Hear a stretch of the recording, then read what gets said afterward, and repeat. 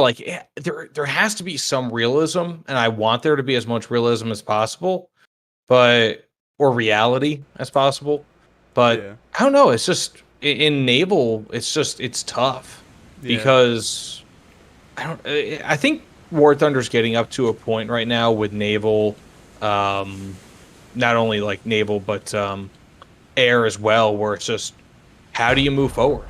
I mean, it's just Like we're gonna we have have an issue. I mean, I know this is conquest, but conquest in itself yeah is an issue. But like, if we run a normal map, we're spawning in like you're in a graph. I'm in a Helena, and we're yeah spawning this close to each other. There is no maneuvering room. We're already well within our firing range essentially, and it yeah gets even more like worse, more so with battleships. And it's like, off the bat, they built naval around PT boats and arenas, and then they were like, let's go to like huge, like I don't know the tonnage, right? I'm not really too much of a naval guy, but they instantly jumped to ships that are just too big for this kind of setup. I think like well, like some of the heavier ships now are getting to like mid 20,000 range, and it's just like like the Graf Spey I think is 20, and some of the battleships now are like somewhere around 25. But that's nothing compared to what they had in World War II. I mean, battle cruisers were like 40,000 tons. Yeah, and even then, like fleets moved in a coherent way. In War Thunder, it's kind of just a mess. Yeah. Yeah, I mean, what was that? There was like actual tactics behind naval combat, which in War Thunder you don't really get to replicate because it's not on the scale of like for instance in Midway, the Japanese, when the Americans were attacking the carrier fleets from high up, they were just like, oh, we'll just do like a coordinated turn and make it harder to hit. Like there was like actual there was multi-dimensional warfare. It wasn't just people getting spawn points, spawning like 5 planes and then getting shot at by half of the world's navy.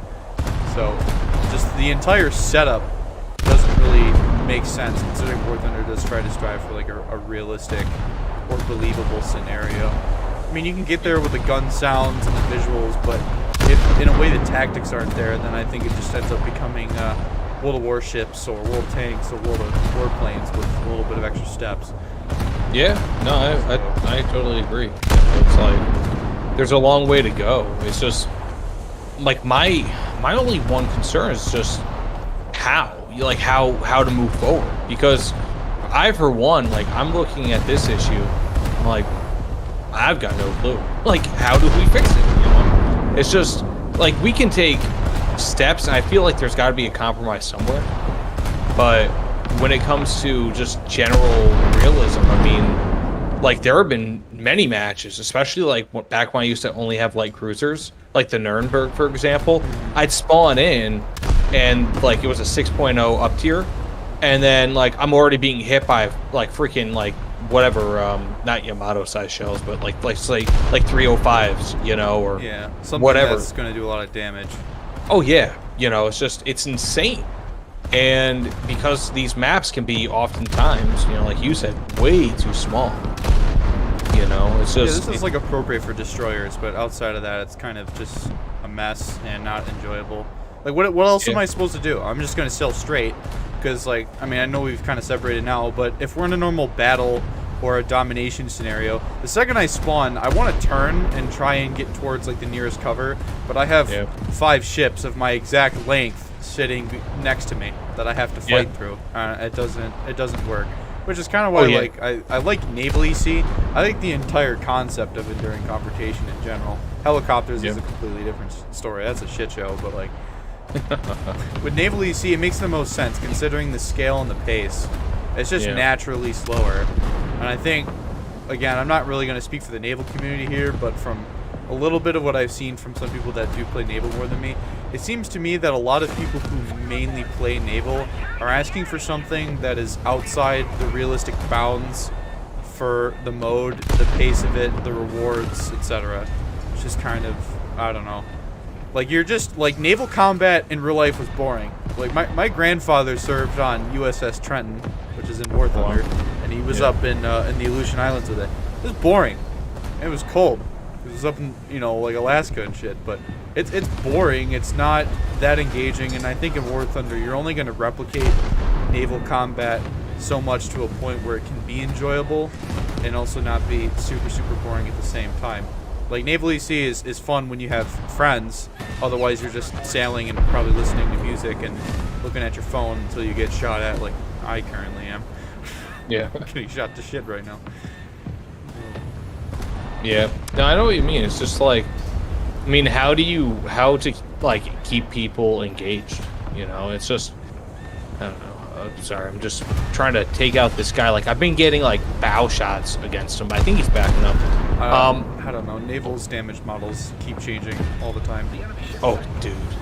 I mean, it's just, there's only one ship that I've been able to consistently do well in, and that's the Nuremberg. Just because it's got the most ridiculous rate of fire of any ship in game. I mean, it's so insane. I think it's like 3-second reload, maybe like 4 seconds, and it's a 5.7 light cruiser. It's just ridiculously powerful. Yeah. The one thing that really irks me about Naval in general is the aiming system. Yeah. I don't like it. I don't like constantly having to readjust.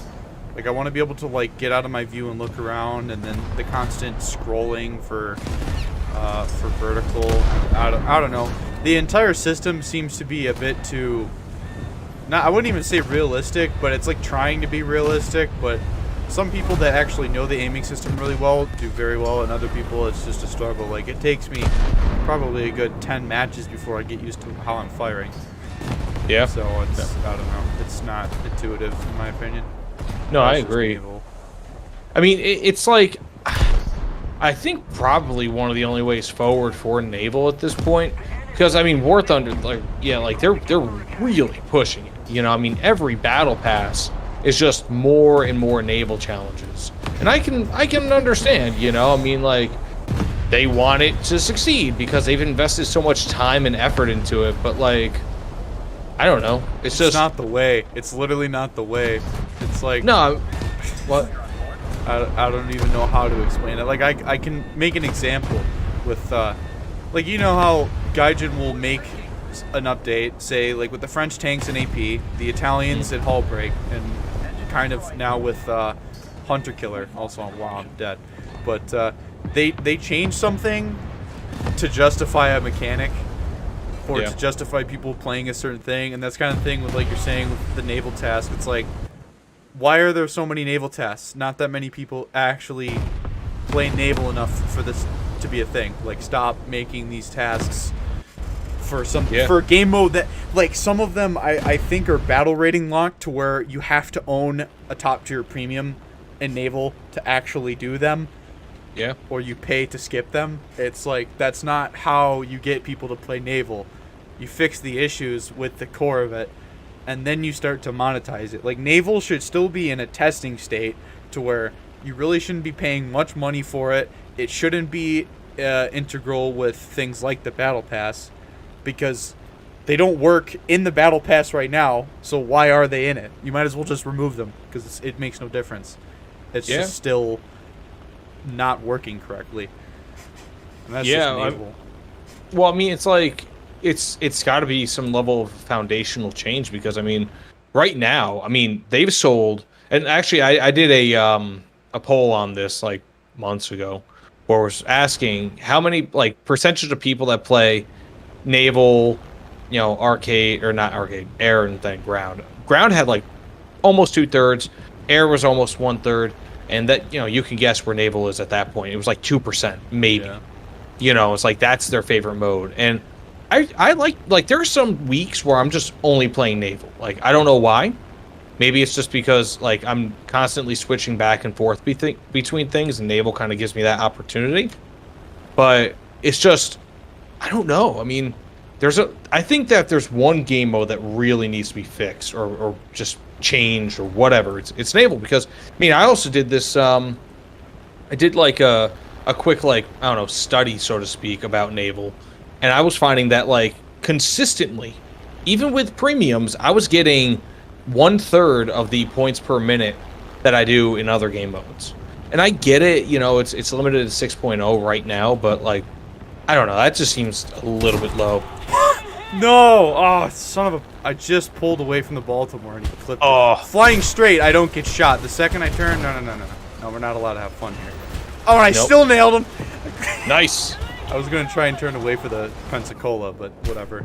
Naval AA, in a nutshell. The tracers don't even match up. I have 10% pack loss, too, like... Jeez. Alright, now time to get into my Baltimore and make them all cry. Gunners are searching for It's just, I don't know, it's just... Naval is just a pay to actually be able to play it.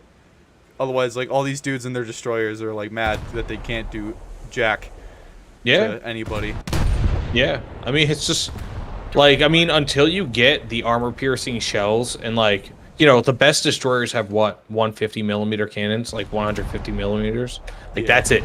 You know, like, until you get that, then it's like, you can't even hope to pen a lot of... Even, like, the better armored light cruisers. Like, forget about heavy cruisers. Like, you have to stay away from them. You know, it's just... It's insane. Let's see here. I'm about to die. My Graf Spey served me well, but... Yeah, this Pensacola is being cheeky hiding behind the island. I really should have gone for him over the Baltimore, honestly, but... Like, well, I don't know. Did you see the Russian... I guess you could call it a leak of that trailer where they showed the Challenger 2 with the APS and the Bismarck? Yeah, yeah. I still do not understand the mechanics of sinking a ship in naval. I remember it used to be you just blacked, like for the PT boats, you just blacked every single portion of the ship and they were dead. And now it's like, you're going to throw a Bismarck in here? Like, you're never going to die. The game is going to run shorter than the time it takes you to get sunk. So, you know, again, that's balancing the realism and the fun and the pacing of naval combat. Oh, what? There's a torpedo. Hello. Oh, shit. That hurt. Like, if the Bismarck, I don't know, part of me really wants the Bismarck to be added, for example, but I'm just like, we're like 2 years too early for that. You know, I mean, just based on... Sinking. Holy shit, come on. What hit you, a Japanese torpedo? Yeah, in the front. I didn't see it. Jeez. Dude, I remember... Oh, it was a Sumner. Oh, a Sumner. Yeah. Wow. I remember there was this one time, like, I was, like, seeing these torpedoes coming at me, and I think I was in the Prince Eugen, like, that's got an anti-torpedo bulge, and I was just thinking to myself, oh, no, I'm gonna die, you know, and then it's just coming towards me slower and, like, very slowly, and then it hits me, and it does no damage. I'm like, what? Like, it must have been, like, one of those, like, low-range World War I torpedoes. It just does absolutely nothing, you know. You know, one thing, and this isn't with just naval though. It's like I don't trust Gaijin's like explanation of mechanics because they don't always explain it in a way that makes sense. Like I want to know how a torpedo and its damage actually functions. Like, do belts work? Is this, you know, this, that, and the other thing? Do they actually function? Do I know you're telling the truth? Do you know? Is it just another, you know, broken mechanic? Like with tanks right now, the post-pen damage was just destroyed on Red Skies. Again, in my opinion, I think to justify Hunter Killer. It's a mechanic that would have worked totally fine without them changing post-pen, but now you're shooting the side of a T-72, which is known for exploding when a round goes through the ammo rack, but you're watching the silver bullet go inside one end and coming out the other, and the tank is totally fine. Like, how can I believe that that is legit? Because that just doesn't seem even real. And something like with Naval has a lot more to it because these ships are bigger. It takes them months to code these damage models and the mechanics. So it's just like, is it actually working intended or not? Because they're trying to make things real, but it just ends up just being, in my opinion, a waste of resources. I think Naval was a waste of resources because it doesn't seem like they can get anything right with Naval. Yeah, no, actually, that's a valid criticism. You know, I mean, totally, because it's just like, you know, and the proof is in the pudding. I mean, how many people play it? I mean, like, if you were to go into a room, like, based on, again, those poll results, like, 2 out of every 100 people, I mean, it was probably, like, rounded up to 2, you know, which is even sadder. Out of every 100 people play Naval. Min said that it has more players than ever.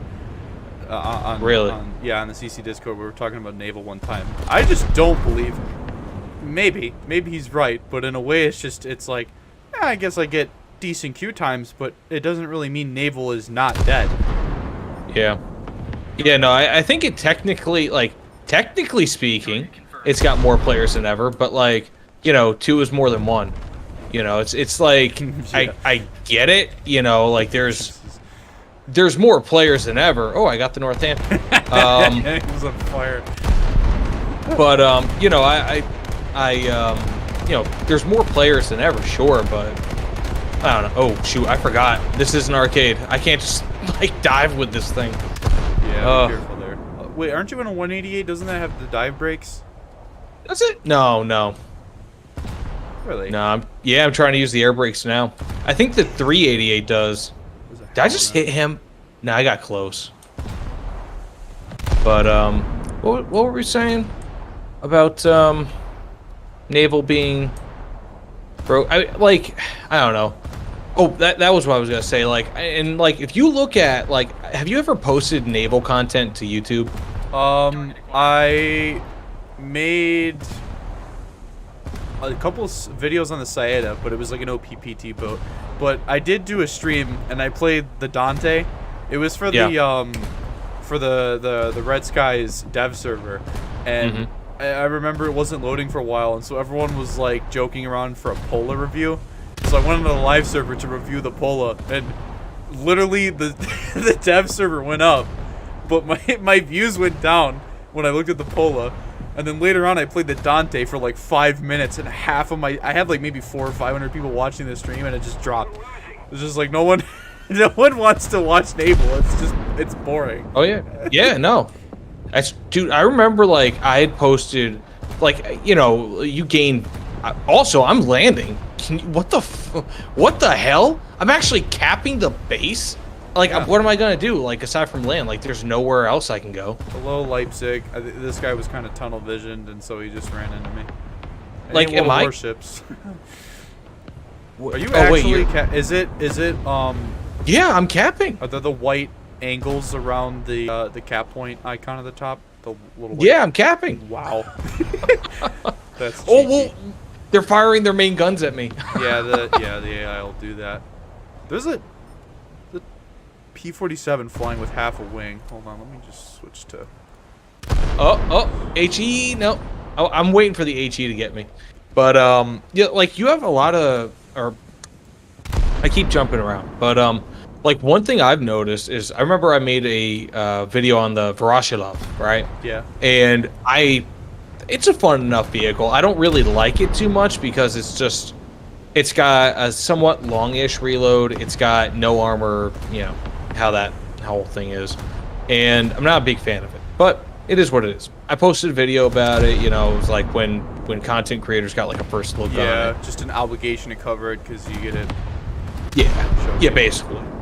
And I got like 300 views in the first day, and like that was back when I still had like 12,000 subs. I'm like, dude, like what? Like no one wants to watch it. Like I had maybe like 70 views in the first hour. And again, you know, I mean, it's all relative because 10,000 views ago, I would have, or subs ago, I would have been like, holy crap, that's amazing, you know? But it's like, at this point, I think my viewer base is varied enough where, you know, I might just actually fly because I'm getting tired of sitting here. My viewer base is varied enough where it's like, you know, I can post gameplay one day, post this another, where it's like, okay, I'm going to get some views on this and that. But you have some guys, like, you know, Flip Stook? Yeah. Yeah, he's on Dude. my Discord chat. Yeah. Great. He just straight up uninstalled. Really? See him? Yeah, he just straight up uninstalled War Thunder. They broke naval damage models to where destroyers couldn't kill each other for like 5 minutes. And then they fixed it, in air quotes. And then they changed something else. And then I think they changed battle ratings for like a past Naval EC test or something. He was just like, nope, I'm uninstalling. He doesn't have War Thunder installed right now. He gave up. Holy. He stopped playing? Yeah. Oh my gosh. Yeah, it's just, I mean, he doesn't, I think he said he like really wasn't like the best pilot or tanker. And so it's just kind of like, well, I'll go play Ultimate Admiral Dreadnoughts. I don't know what else to do. Wow, that's crazy. Yeah. Like, and because I remember, like, Flip Soup was like, I mean, of all the naval content creators, like, he was actually really good. Yeah, I think he's And probably the most dedicated in terms to like yeah, knowing his history and stuff. yeah, and like for him just to give up on naval, oh my gosh. It's just too much of a pain in the ass, and I think personally, even with the fact that he was like a naval channel, he probably wasn't getting enough of a return on it for him to keep wanting to make content on it. Oh yeah, no, I don't blame him. Yeah, the reward of it is not worth the work. Well, So. he's one of those guys that I would see, like, I would see his videos. Like, you search something, it's like, you know, you're gonna find like any naval. If you search anything naval, War Thunder, you're gonna find his videos. And like, from what I remember, he had like 6,000 subs, which, you know, it's nothing to laugh at. But at the same token, it's like, for all that work he put in, I mean, like his content quality was like higher than my content quality, you know? Yeah. Like he had video quality that was like up there with tens of thousands of subs, and he wasn't getting it, not through any fault of his own. Yeah. It's just like the community. I mean, he could switch to World of Warships, and people would love him. You know, Talk about it would be the history and stuff like that. Although it's much more arcadey, but yeah. it's just as long as people are gonna watch it. It's just I don't know. I think Gaijin has something with the PT boats, and then I think they kind of threw it away when they jumped to the surface ships. Because I remember I pre-ordered the Russian MLRS armored gunboat, and Oh yeah. didn't get to see that $50-$60 I paid for what, a year and a half, 2 years almost. It took that long. Yeah, it was. They set out pre-orders and didn't return on the mode. I don't remember if Gaijin had stated it was going to be a while or what, but it was just kind of ridiculous to wait that long to get what was kind of an underwhelming product. Because like I look at oh shit, that's a Helena. I look at War Thunder this way. It's constantly trying to sell a new game to you. It'd be like if DICE made Battlefield 1 and then made Battlefield, 3, 4, and all those other games as like DLCs for Battlefield 1. They keep trying to sell you like a game, but they're not the same games. But they've stuck it all into one client. It's really hard to explain it. The best way to put it for in terms of not really like what I'm trying to get at here, but with in-game issues, is it's like they're making a wedding cake, and they keep stacking layers of frosting on it, and it's just gotten to this piece of shit where it's literally just falling off the side of the table. The groom and bride little figurines are on the floor somewhere. That's how I would draw it, and I think that they had something with Naval, and then they just kept stacking and stacking and stacking to the point where it just became garbage. Yeah, no, I Speaking can of see which, that. the garbage I trade with a Helena, and I instantly sunk, and he's fine. Like, I don't get it. I'm fine one moment and I'm dead the next. Like, I don't explain to me, guys. Yeah. Well, that's another thing. It's like, their armor analysis, for example, for tanks. Yeah, there's some like misgivings. Like you could criticize it, whatever, but it's like, okay, it gives a general template for what works, what doesn't, where, when you hit whatever. But like, you do that on like a ship, and you're just like, I don't know, man. Like, do torpedoes blow up? Like, if you hit a torpedo tube, is it gonna blow up? Like, I've had moments where I swear it's blown up, and then other moments where they haven't. You know what I mean? Like when I've had torpedoes on my boat, and it's just, I don't know. Like, it's almost inconsistencies, because I know at one point, like, weren't torpedo tubes not designed to blow up, like, initially? I think? Or maybe I'm making that up. I don't know. It's just... You mean IRL or intentionally by Gaijin? Oh, by Gaijin. Yeah. Well, I mean, they're massive explosives, so for them to be able to explode isn't far-fetched in my eyes. Yeah. But in game, I think like they just changed spall liners or whatever the hell for ships to where like the Saetta's 40 mils can't just instantly pen a destroyer and kill it. But I mean, if it doesn't have enough armor to stop 40 millimeters, then yeah, like think about it that way. If a DD is what, I don't know the armor, but say like 60 millimeters and a bow for pen 70 millimeters, you're gonna pen through the ship. Might not pen very far, but yeah, I feel like there's just like, I don't know, there's a lot of invulnerability and then no, it's just like all or nothing in a way. yeah. And it's just, like, I don't know, there's a lot of, my apology, I'm kind of scatterbrained right now because I'm trying to take out this freaking destroyer from like, Just traded all my altitude. Oh, what? You destroyed? Got rid of your altitude? Yeah, I just waste all my altitude, and there's like actually a plane up, but we're gonna lose because they have more in the cap. I don't know. I just don't really like naval. In turn, it's just like that Helena. We're the same ship. We had roughly amount. I had almost no damage to my ship. He hit me with one salvo, and I instantly sunk. And everyone tells me like, oh, use HE and use SAP against cruisers, whatever. But like, did he just use AP on me and then put enough holes in me for me to instantly sink? Like, I don't get it. And I think Gaijin can't even explain it themselves sometimes. Yeah, it's like one of those things. It just works, Like, you can't really explain it. You just know it to be. Or what Stone had just said about the sim rewards. He's like, we're not going to be talking about misguided theories. And it's like, I think someone did say something that was probably completely inaccurate. But it's like, people were playing sim, and overnight, from a client update, it just seemed like they didn't make anything. Why? Like, people are going to be mad. Why are you surprised that they're mad? You just halved their work. It's work. Grinding is work. Yeah. Whether it's for pixels or not, it doesn't matter. It's work.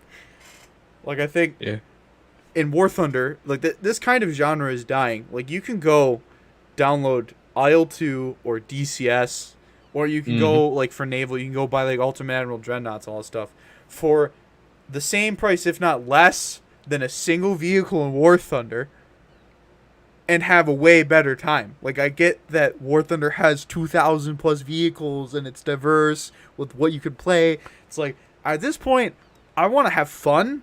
I don't want to own 2,000 vehicles. Yeah. I mean, maybe that's just me, but it's like, $60 in War Thunder gets me a ship that I might not play, or $60 I can get a plane in DCS that has a lot more depth to it, and I can spend more hours playing. Yeah. Yeah. Like, today and then a couple of days ago, I played like 3 matches in Russia, but today I'm playing with you. Other than that, I haven't touched War Thunder in 2 weeks. No kidding. Because I don't find it fun. The last straw I had for me, which Min said he was going to get me an answer tomorrow on, is they removed CITV, or like the model of the vehicles from CITV for MBTs. So you can't see where your gun is anymore. You can't see the orientation of your tank in that view. And I like using that view because some tanks have a much more zoomed out view than their gunner views for commander, and they just essentially just removed half the point of that view. So I was like, all right, I'm not going to play this anymore. I'm going to go play Armored Warfare or something. Yeah. There have been some games I've been like really eyeing. Like, what was it? There was some game on Steam that was on sale a few days ago. I was just like thinking, man, maybe I should just become a content creator for that. Like like war game orientated, so like similar to War Thunder, or something completely unrelated. I think something totally different. Because I mean, like, dude, like, I don't know. So basically, back when I was in high school, I'm kind of dating myself here, but I used to play a crap ton of like Call of Duty, like Modern Warfare, man. Like that was it. And like, insofar as that game is concerned, like I used to have like in Black Ops, like the first Black Ops, I had a 2.14 KD. Like I was freaking good, man. And like, well, relatively speaking. And like, if I could make content for that, or not Call of Duty, but like something like that, I kind of feel like, as content creators, many, many times, like when we make things, like sometimes, a lot of the time, not me necessarily, but other people, their content is like of such good quality where it's just, if they played like another game, they'd probably be making actually pretty good money. It's just as a War Thunder player, I feel like the player base is so transient, and in a way, it feels like it's dying sometimes. I'm not sure if it is. That it's just, if I were to switch, could I make more money? You know, it You feels like probably that could. sometimes. My friends in real life told me, they were like, "You're not ever gonna make that much, like a living or anything playing War Thunder." I was like, "Yeah, I know that, but it's to gain experience and to be what I'm already comfortable with, rather than jump to a completely new game and stuff like that." But this is kind of what I was going into with my cash cow video, which at this point is kind of dated, and the reaction I got from that video kind of changed my perspective on some things. But like when I said, like, one of the points I had, one of the sections, if you will, was the game is alive and dead at the same time. Like, I don't care that they have their record player numbers and their record sales and stuff. The core gameplay, the core experience of War Thunder is stagnant and hasn't changed in formula at all, in my opinion, since its inception. It's 3 caps or 2 caps in a certain orientation, or 1 cap. It's identical to WoT, to Call of Duty, Battlefield. It's like they're all the same game with, you know, different vehicles. And it hasn't done anything unique, which is why I was a big proponent for Heli PvE, which is something that Gaijin is working on, and Enduring Confrontation. For tanks, it's going to be hard because if they want to have a detailed map, it's going to take a lot of time, a lot of effort to model. But you can use some air maps, and you can kind of get away with it. But like AirRB is dead. It hasn't changed. Like the AirRB mains are like, we just need this, and it'll make the mode so much better. I'm like, no, because it's still just the same, like 15 kilometers in a prop that you climb and you die, or you climb and you get a couple of kills. It's like when we did tests for AirRB EC, you could come and go as you please, right? You can join a match. It might be halfway over, it might be almost over. It doesn't matter. But you can come and go in the lobbies as you please. You can play for as long as you want. Quit when you want to. You get your XP and your SL right then and there. You can join in with friends, go out on a sortie, patrol at high altitude, do different things. You can play attackers, you can play bombers. It's so much more interesting and dynamic, just enough to the point where it's not stale. It doesn't get stale. It's not the same, oh, Conquest on Poland, I'm going to drive to the same spot I always do, or I'm going to drive maybe to this other spot that is good, or in like an AirB match, oh, I'm going to climb over the battlefield over here, or this. There's just enough of a difference in how each match goes that keeps it interesting, versus the static aspect of the normal War Thunder play. Naval EC, again, because I said earlier, because of its scale, Naval EC is like a 100% need, in my opinion, for naval in this game. AirRB, I think EC should. I think tanks should kind of stay the way it is until Gaijin can actually make an effort to either model a really, really large map. Red Desert is as big as it gets, and I think Red Desert's a good map. I just think a lot of people scoffed it off because of its size and the fact that it really doesn't change that much from some map design. But it's better than me just playing on Rhine and getting spawn camped every 5 seconds. Like, yeah, the map has issues, but I think people didn't want to learn that. I think the same applied to AirRBEC. I think people didn't want to learn, or at least Gaijin didn't want to, at the time, learn to try and actually make a different mode. But I think EC is what'll keep War Thunder from dying, in air quotes. Because they can have 100,000 people on at prime time, but are 100,000 people actively playing the game, actively being in matches, in normal, like, not custom battles, playing a random match? No. They're either sitting in the hangar, sitting in a custom battle doing nothing, or all tabbed out of the game and just leaving it running. Like, you know, it's probably about maybe 50%, to be generous, of the people playing are actually playing the game at that at that point in time. So that's what I'm saying in that video by it being alive and being dead at the same time. Yeah, and like, it looks kind of didn't. I think people were just like, "Oh, the game's dying," is what he's saying, and I was like, "No, it's not what I'm saying. It's not what I said at all." And people didn't get that. I don't think got that point. Probably because I think a lot of people are just the recently new to War Thunder because of how well it's done, whether it's due to the pandemic or otherwise. But I think that a lot of people kind of misunderstood that, probably because they haven't played the game for 8 years. I went through middle school and high school playing this game. That's a long time to see some of the same issues and the same gameplay style exist for 8 years. It's not like I bought Battlefield 3 and that was Battlefield 3 and then some DLC. This is War Thunder. They've been constantly trying to improve, but it's still the same game. I know that was a mouthful to kind of digest, but that's kind of how how I have to frame it. No, it's 100% true. You know. Shit, I'm dead. Oh. I turned into that one. Oh, Jesus. But you know, it's like one of those things where you know, I was thinking the same exact. I mean, foundationally, like I made this one video sometime last year. It was like, you know, is War Thunder? I forgot. Like, is War Thunder pay to win or something like that? I think I saw that in my recommended, or like when I googled your channel. I think that was one of the first videos I saw. Yeah, it was something like, I forget. Yeah, it was like, I forget the exact thing, but basically I was saying the same thing. It's just like, yeah, you know, we have this mode or that mode, but I forgot. Maybe it was some other. I forget. You know, I don't even remember anymore. But you know, it was just foundationally speaking, this is the same game. You know, outside of the jets that have been added, higher speed limits that people can reach, naval and all that. It's the same game that's been around since more or less the time it's been around, you know, since it was created. Look at jet combat. That people still are not getting used to the fact that missiles are the dominant thing at top tier. People like want top tier to be MiGs. It's like, go play your Saber or your MiG-15 then, and tell Gaijin to fix their battle rating bullshit so you actually don't face a MiG-21 in an F-86 Saber. Oh God. You know, it's like, it's not gun meta anymore. It's missiles.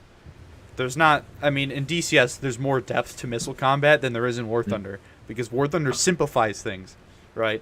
But it's like, you can't just be crying about gun meta anymore. That's not what it is anymore. That's not top tier anymore. It's not just gun meta, you know. I think, I mean, that's the thing with veterans. That's not like new player. That's like a veteran type thing. But that's kind of what you're saying, where it's the same game. It's like, there's missiles, but it's still essentially the same as what you used to do in Sabers and MiGs. You climb, you fly at each other, you get into a stupid, really, really unrealistic furball that only happened a couple of times in history, and then you go on to the next match, or you get hit by a ghost missile. So it's stale, and that's really why I haven't been playing it, is because it's just gotten stale to me. Yeah, no, I can totally agree. I mean, it's valid points. Yeah, it's not even like Burnout, though. It's not the same thing as Burnout, because like I play Armored Warfare, I get Burnout on Armored Warfare, I go play another game.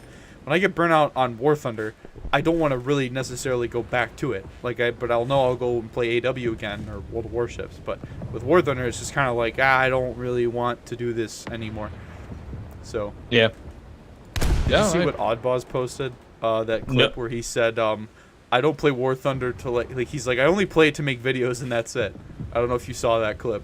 No, what was this? So, I think Akula posted it on in Thunder Chat or something, and I think someone reposted it on Reddit. You got to watch that clip; it's kind of funny.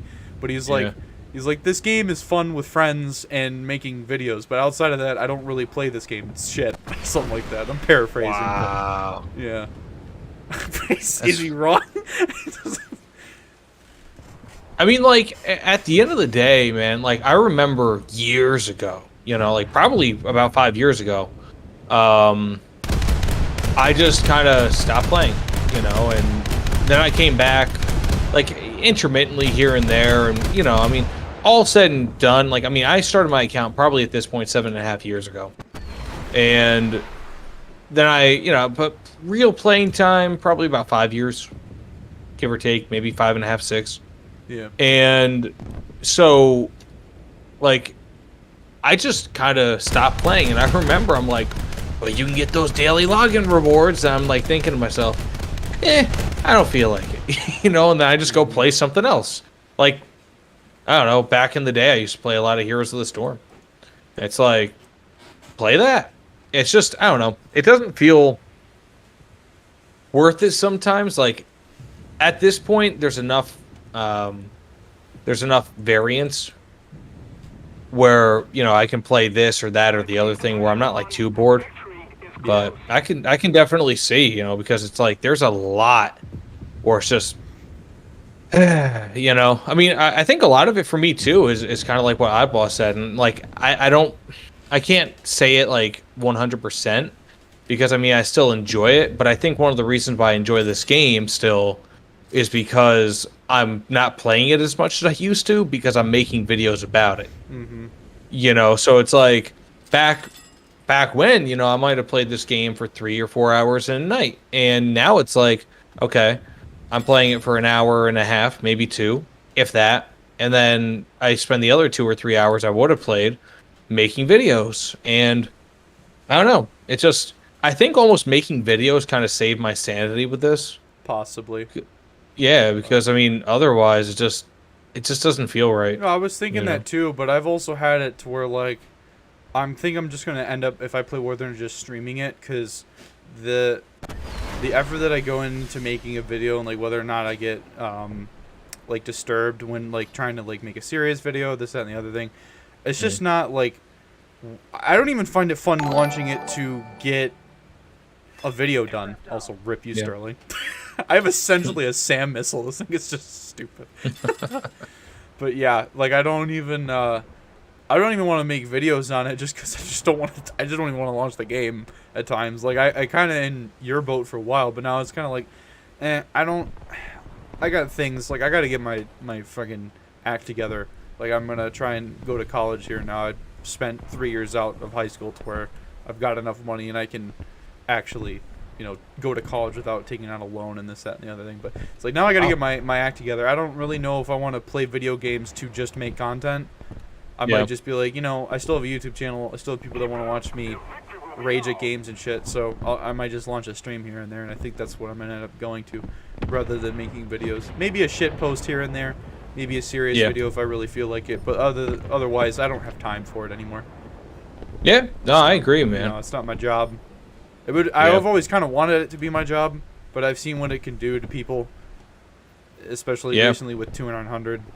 God bless his soul, but like, it just took too. I mean, YouTube isn't the sole reason, but I think it was kind of the last thing that he enjoyed, and whether it's the YouTube algorithms or it's just burnout on War Thunder making him not want to make content anymore, it just kind of, it was probably the last thing that made him happy, and it kind of just got to him.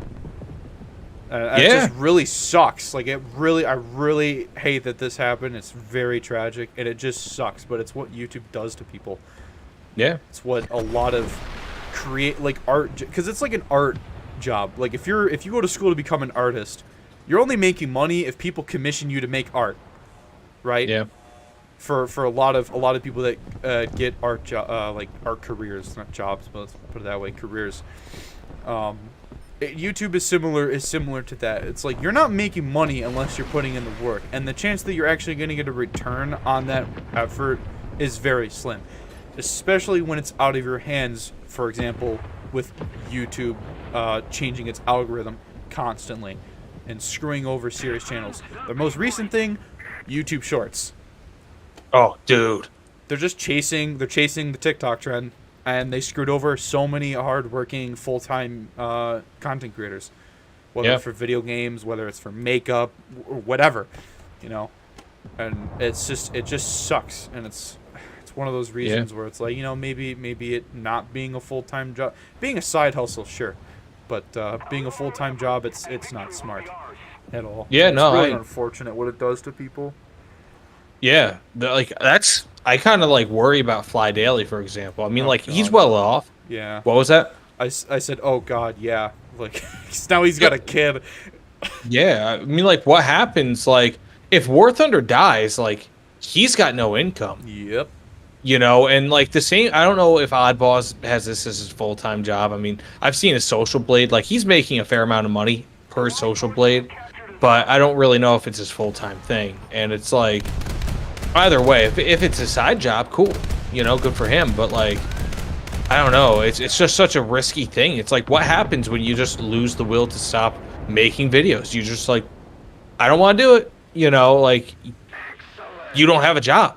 Like you become a slave to the system, and it's just I guess you could say that with almost anything, but it's just you have to have this continual drive. And I don't know how Fly does it.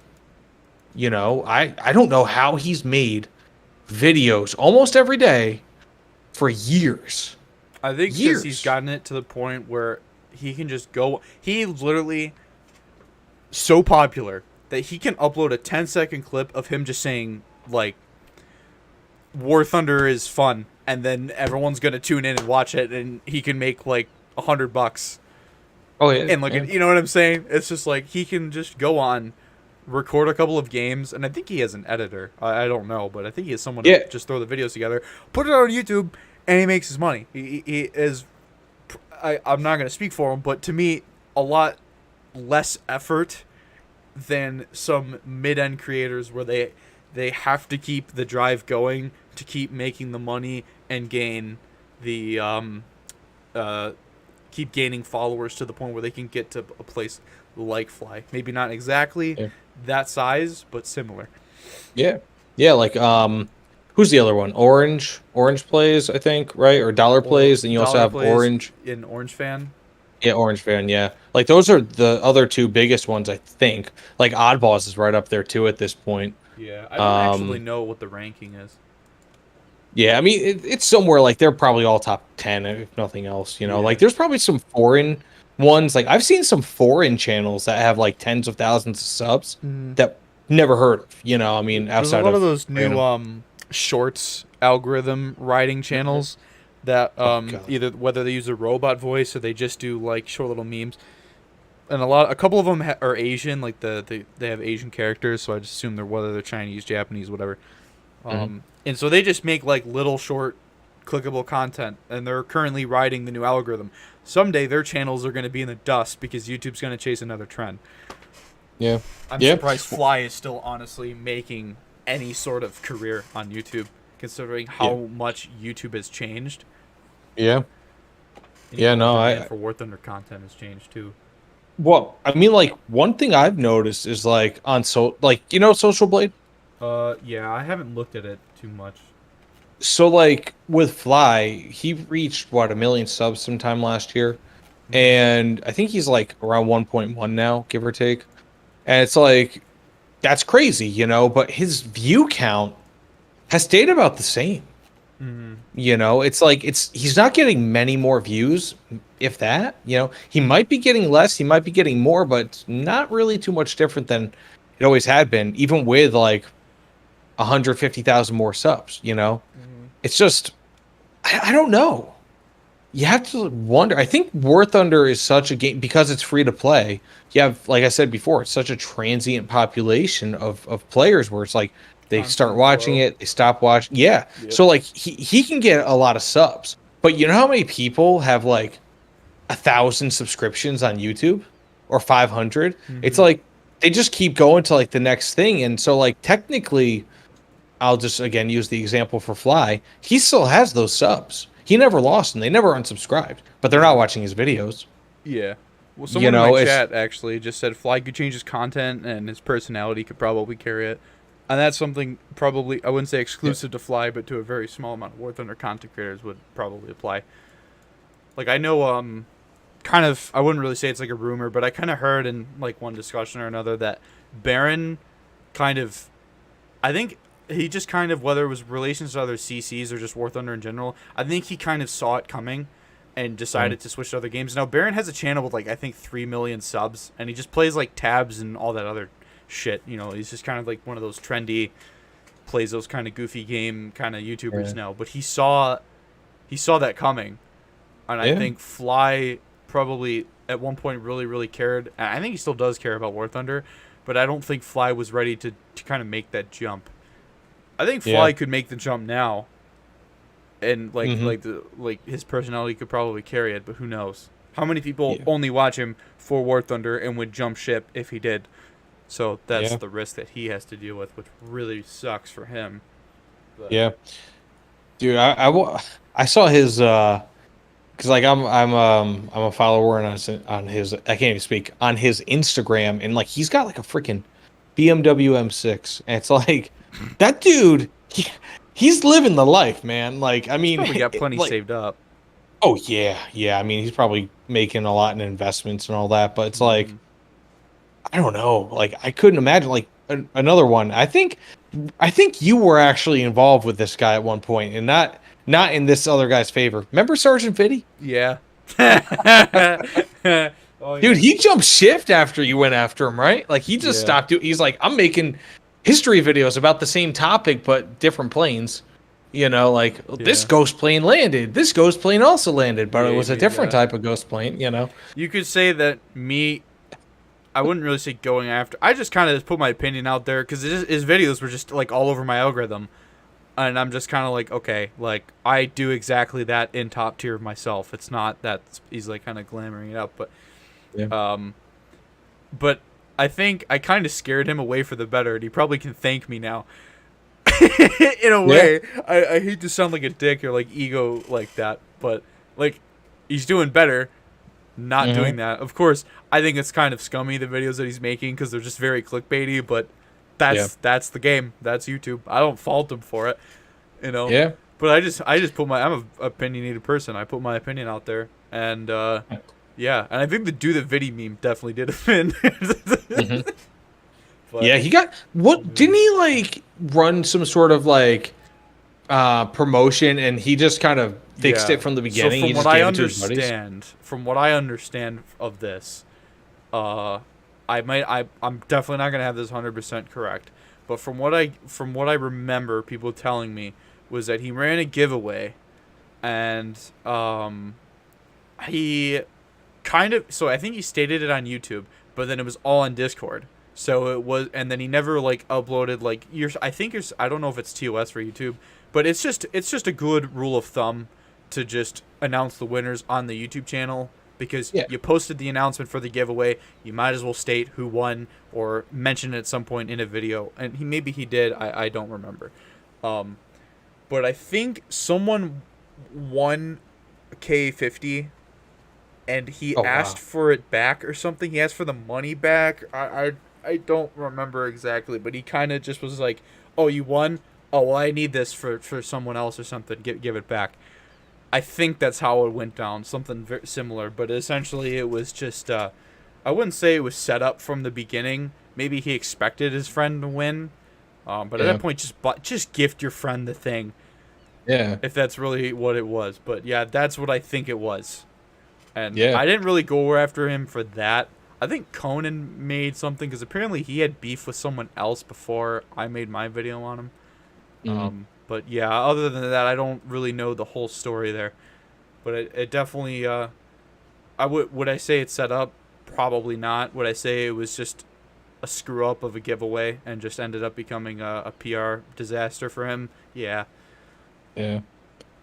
But man, I don't know. It's like dude, that guy is just I mean, like you said, I mean, he's He's like better an off now. amazing PC now. I saw his new PC. The dude's raking it in. I don't blame him. Yeah.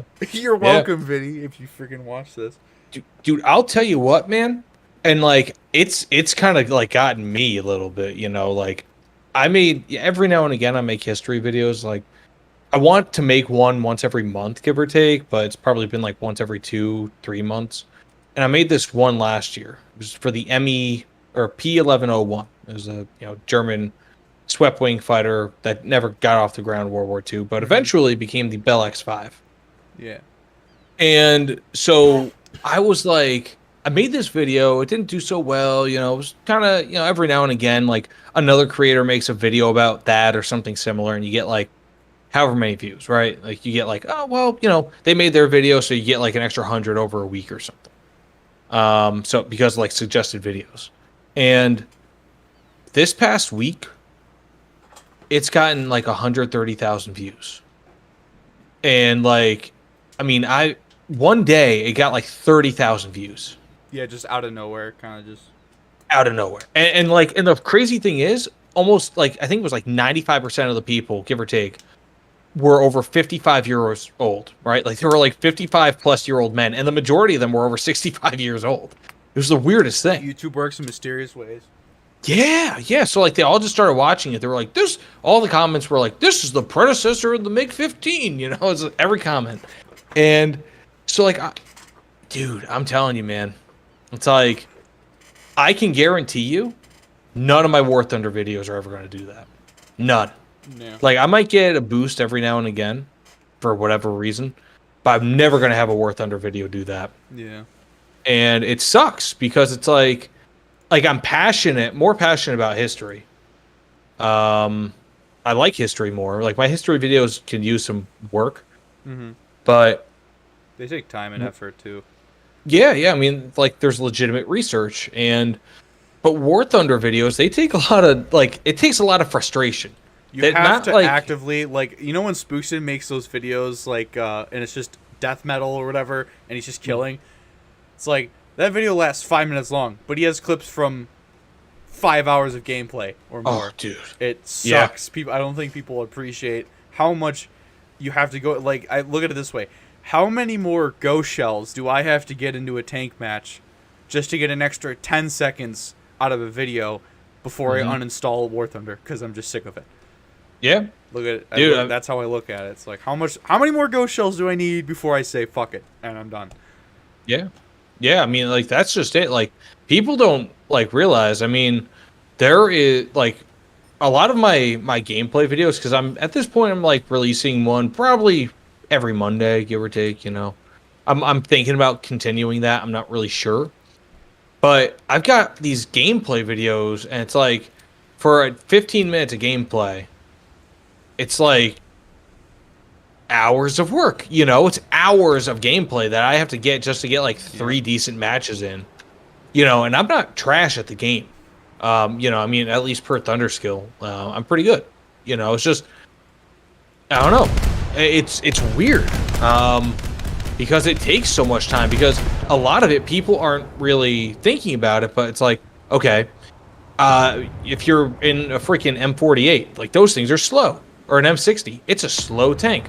You have to get all the way to the battle, and then you die without getting a shot off. Plus match length. Yeah. You might get steamrolled 10 games in a row, and you just sat in queue for a total of 30 minutes, and you have nothing to show for it. Yeah. And I think, isn't War Thunder changing it now, where they're basically forcing people to stay in match? I think. Yeah, they're changing the rewards. I wouldn't say to force, but they're trying to encourage people to not one and done. But yeah. Guess what, Gaijin? That's a product of your own BS marketing for just selling top-tier premiums. People don't have lineups for it.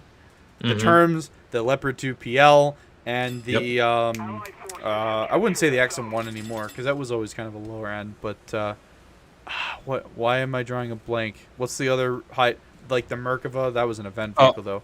Or like the K50, buying a bundle with a K50 and a T55 M1, and you have a T55 M1 and a K50, and you're taking in a 10.7, and you have a T55. Like, what do you know? What the hell? So yeah, that's what really sucks, and I feel your pain. When it comes to something, depending on the vehicle and whatnot. Like, I don't know. Pretty much the only thing I really do in tanks is I play 9.0 Italy with my friends, and we just kick ass. It's just it's an overpowered battle rating. Oh shit! Go away, Shima. Because of the Centauro. Dardo. The Dardo and the G91. You don't need that many vehicles, and also, like, I don't know what it is. I had a discussion with some other content creators about how I thought the Abrams was always kind of meh, and I think I won't disagree with them that the Abrams is definitely one of the top METs. But I just never liked it. I never liked having 2 105 Abrams. I don't care if I have an extra second of a reload. I don't give a shit. But for some reason, when I play the Arietis, I do way better than I do when playing an Abrams. You could say maybe it's a fear of dying in the Ariete, playing more cautiously. But I play around about the same. And I have a way better experience in a single Ariete spawn than I do playing an entire US lineup, or an entire Russian lineup, or an entire French or Swedish lineup. So, I don't know. It's just like there's only certain tanks that I can do well and enjoy it. And then people want me to make content on something. I don't want to do it because I don't enjoy that. And I don't think anyone should enjoy that. So, hello, Porter, Sommers, whatever the hell you are. Heyo.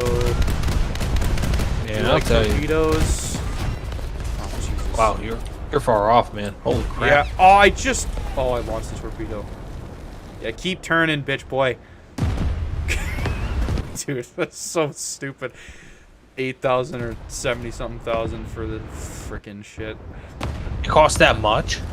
Yeah, so the Saeda is 17,000 and the Freshia is 8,000 because the Jeez. Saeda just used to they're anti-ship missiles and they like one-tap destroyers. And well, duh, it's at destroyer battle rating. It's going to compete, but then they changed how damage is, and now the Netunos, the anti-ship missiles, suck at destroying anything other than gunboats. They might do the most damage you're going to do to a big ship, like a frigate, like those. Essentially, just mini destroyers is what you're going to do the most damage to. But destroyers now you don't really do much to. And you pay 17,000 to die in something that can get one tapped by a destroyer that costs half the price and is more effective at the same battle rating. They just screwed over Italy. I don't even want to talk about naval anymore. It's just such a... Everyone can agree that it's just a piece of junk game mode. A game type, I guess you could say. Vehicle type that needs a lot of work. Yeah. But, yeah, I don't know. It's just so burnt out on War Thunder. Rather just play a game like DCS. Just play a couple of hours, have way more of an enjoyable experience than... get ghost shells every 20 minutes in a tank match, get steamrolled. It was why I quit WOT. I think it was why a lot of War Thunder content creators, whether they're streamers or YouTubers, quit WOT as well.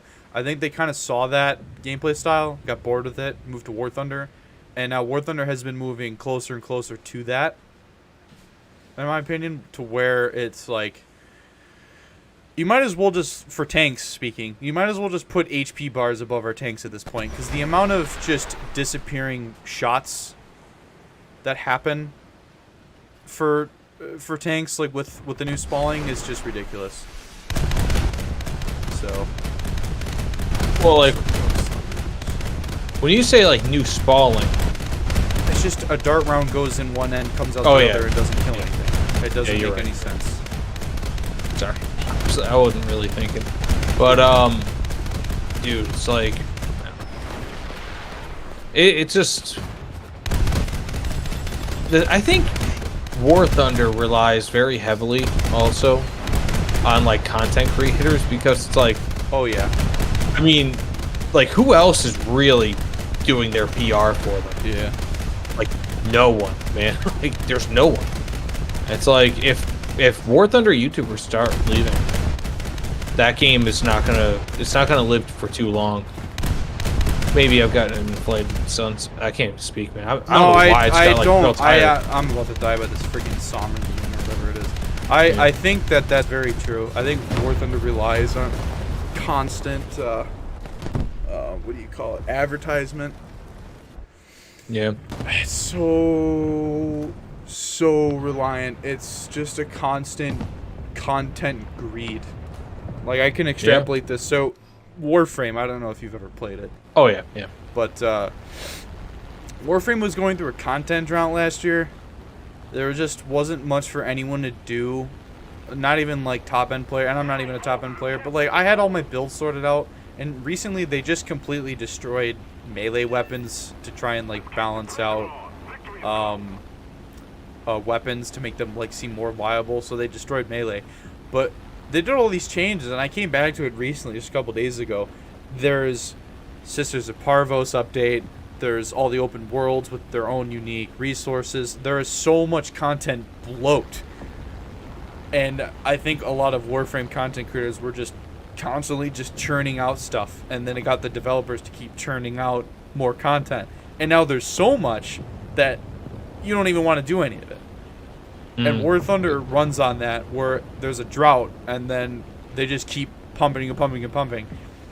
And then people don't want to play because there's too much to do. There's a battle pass, there's summer event, there's limited time premiums, this, that, and the other thing. And so I think that content creators constantly keep War Thunder in the minds of players, if that makes any sense. Yeah. So without that, I think a lot of people would just stop playing War Thunder, because I think, like, Fly gets people hyped. Someone like Fly gets people hyped to play War Thunder. If Fly stopped making content on War Thunder, people would be like, oh, just another casual review of another premium or this, that, and the other thing, and then be done with it. You know? Yeah. So I think that's how people people look at it. Oh, that's so gonna not kill him. Oh, bomb skip. Oh, that was perfect. Nice. I saw that. Flipping that shit. Get wrecked. Oh, beautiful. Wait, it skipped off the water? Yeah, I like pulled up to sling it at him, and it skipped off the water because I have a 1 second fuse, and it landed. Dude. That was beautiful. Oh, I'm so proud of myself. That was The owners are nice. searching for airborne and surface targets. Going doom and gloom about War Thunder, then being all hyped about that. Whatever. I guess a lot of people play for those moments, but they're so far and few between where it's not always worth playing. Yeah, it's not very consistent. No. You know, it's just a lot of peace another for thing family. too. Consistency. War Thunder gets so inconsistent over the past year. The way Yeah. they change mechanics all the time. Yeah, no, I agree. It's hold on a sec. We gotta destroy this little boat here. Gotta kill him to death. Oh, they have a Hyuga steaming towards Bravo. All I have is my Trento. I don't. Italy doesn't really have 5.7 cruisers. Let's be honest. Oh, Jesus. But I guess a good way for consistency. I want to segue into something that kind of want to bring up. So, Tech, when he brought up my cash cow video. Yeah. He brought up literally the weakest point in the entire video, and I was totally naive to say it, and I really should have framed it another way, because I really, honestly, like I said, like, I have a different perspective on War Thunder out of the reactions I got from players and content creators from that video. And me saying rebuilding the game was really stupid, and I knew it was really stupid, but I kind of, at that point in my script, got into rant mode. Yeah. That was kind of me throwing that out the window, but like I know it's not a realistic thing for any game to really do, but I think the point that people missed out of that was that I played IL-2 Birds of Prey and Birds of Steel.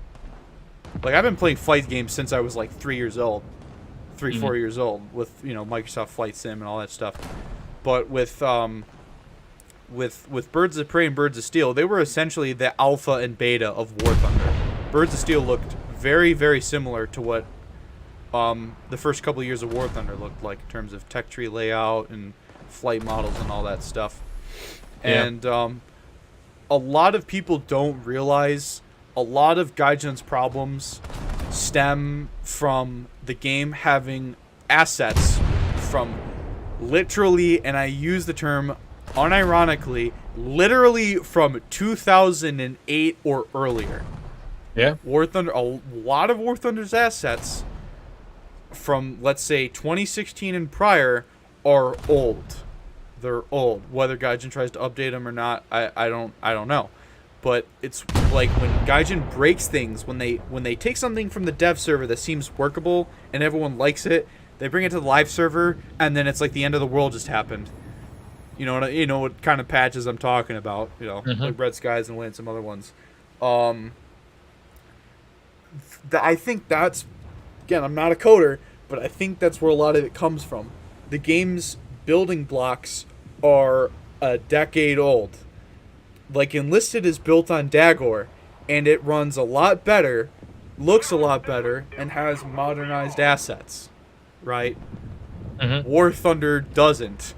It is just like with the cake analogy earlier. It is a wedding cake from 2008 with new frosting from 2021, but the old frosting is now moldy and all over the place.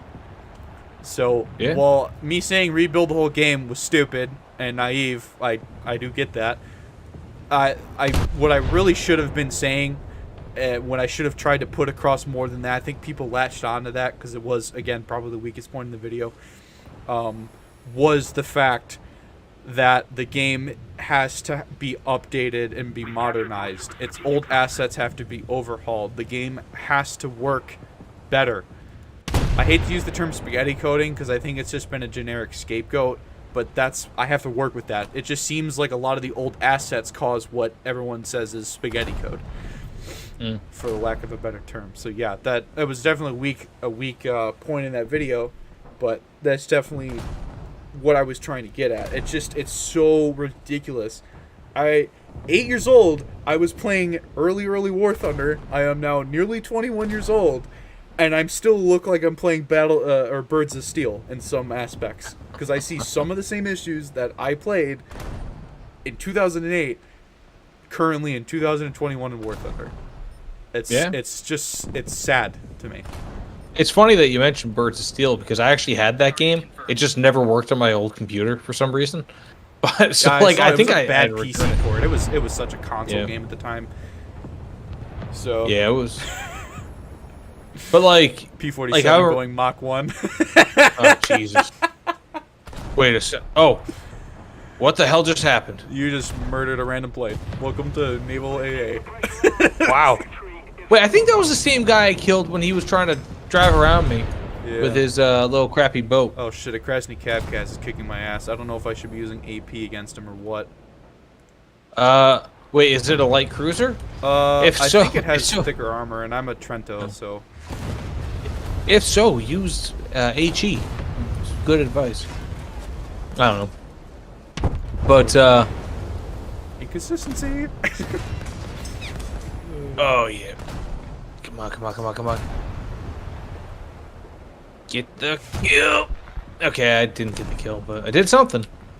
But, yeah, no, I mean, like, ultimately, it's just, like, when it comes to you know, pretty much everything in War Thunder, it's just, I agree with you. I mean, like, if you look at some of the models, and I forget exactly which ones, but, really low res. Oh, yeah. I know what you're leading to. What? Like, I remember, like, there's some English ones that are really bad. I think, like, the Hornet, maybe? It's pretty bad? No, not or the Hornet. The Blenheim. Oh, yeah. And the Beaufort, I think, are really bad. Someone in my chat will have to tell me what some of the terrible models are, but yeah, Yeah, no, I remember, like, because I was, like, looking at them yesterday. It's a lot of English planes, if I'm not mistaken. Yeah. But, yeah, I mean, there's just some really ugly planes. And also, like, I think the ME-262 with the base, like, the A1 or whatever it is, 1A, that one is also fairly low res. And then I don't know if they just reuse the asset with the Jabo, or Yabo. But for some reason, maybe it's the skin on it, but it looks better. You know, it's almost as though, like, they could have, if they just remodeled it and put that in the Yabo rather than, you know, the base model one. I don't know. But it's just some of these planes, it's just, you have one version of the plane that looks awful, and then another version that looks clean and new. You know, at least from what I've seen, it seems that way. It's just very unusual. Went back and got, like, they redid the Spitfire. Like, I'm glad they actually did a couple of really iconic aircraft. The 262 probably needs it, but yeah. But I don't even think it's the planes. It could be.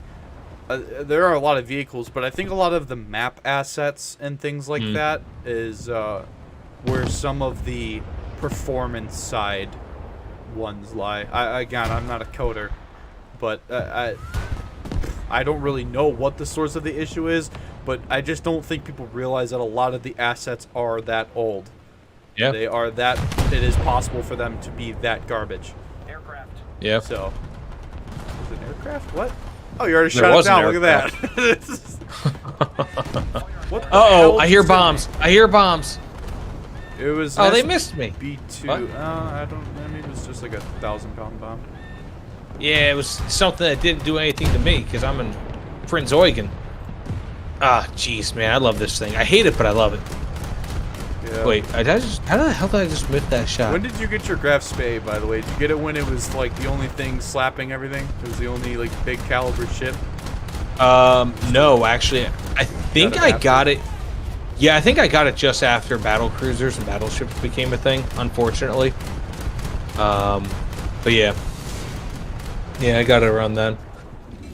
But yeah, no, I mean, you are totally right. I mean, like, I could probably go through. Actually, I'm interested. I kind of want to go through right now and just see exactly, like, what looks old and what doesn't. Because, like, the Blenheim I'm gonna is go look awful. at it now. Someone in my chat just said that the Beaufort looks like a toy. Oh, so I'm sure, shiny. yeah. Let's go look at it. Let's see here. The colors look like flat enough to kind of cover it, but Yeah. you can definitely tell. Like if you go look at the Spitfire, then you go look at any other plane similar to that they haven't updated. Yeah, the Blenheim. It's the same. It's the same color scheme from like Birds of Steel. It's Yeah. like the same thing. Actually, they may have added Egypt training squadron. No. I think they updated the Bullfighter, right? No. Maybe. I don't remember.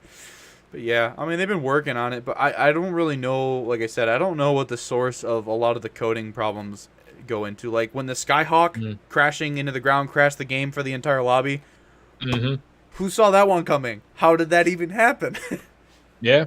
What was the issue? What did Gaijin solve? What did they patch over, you know? So...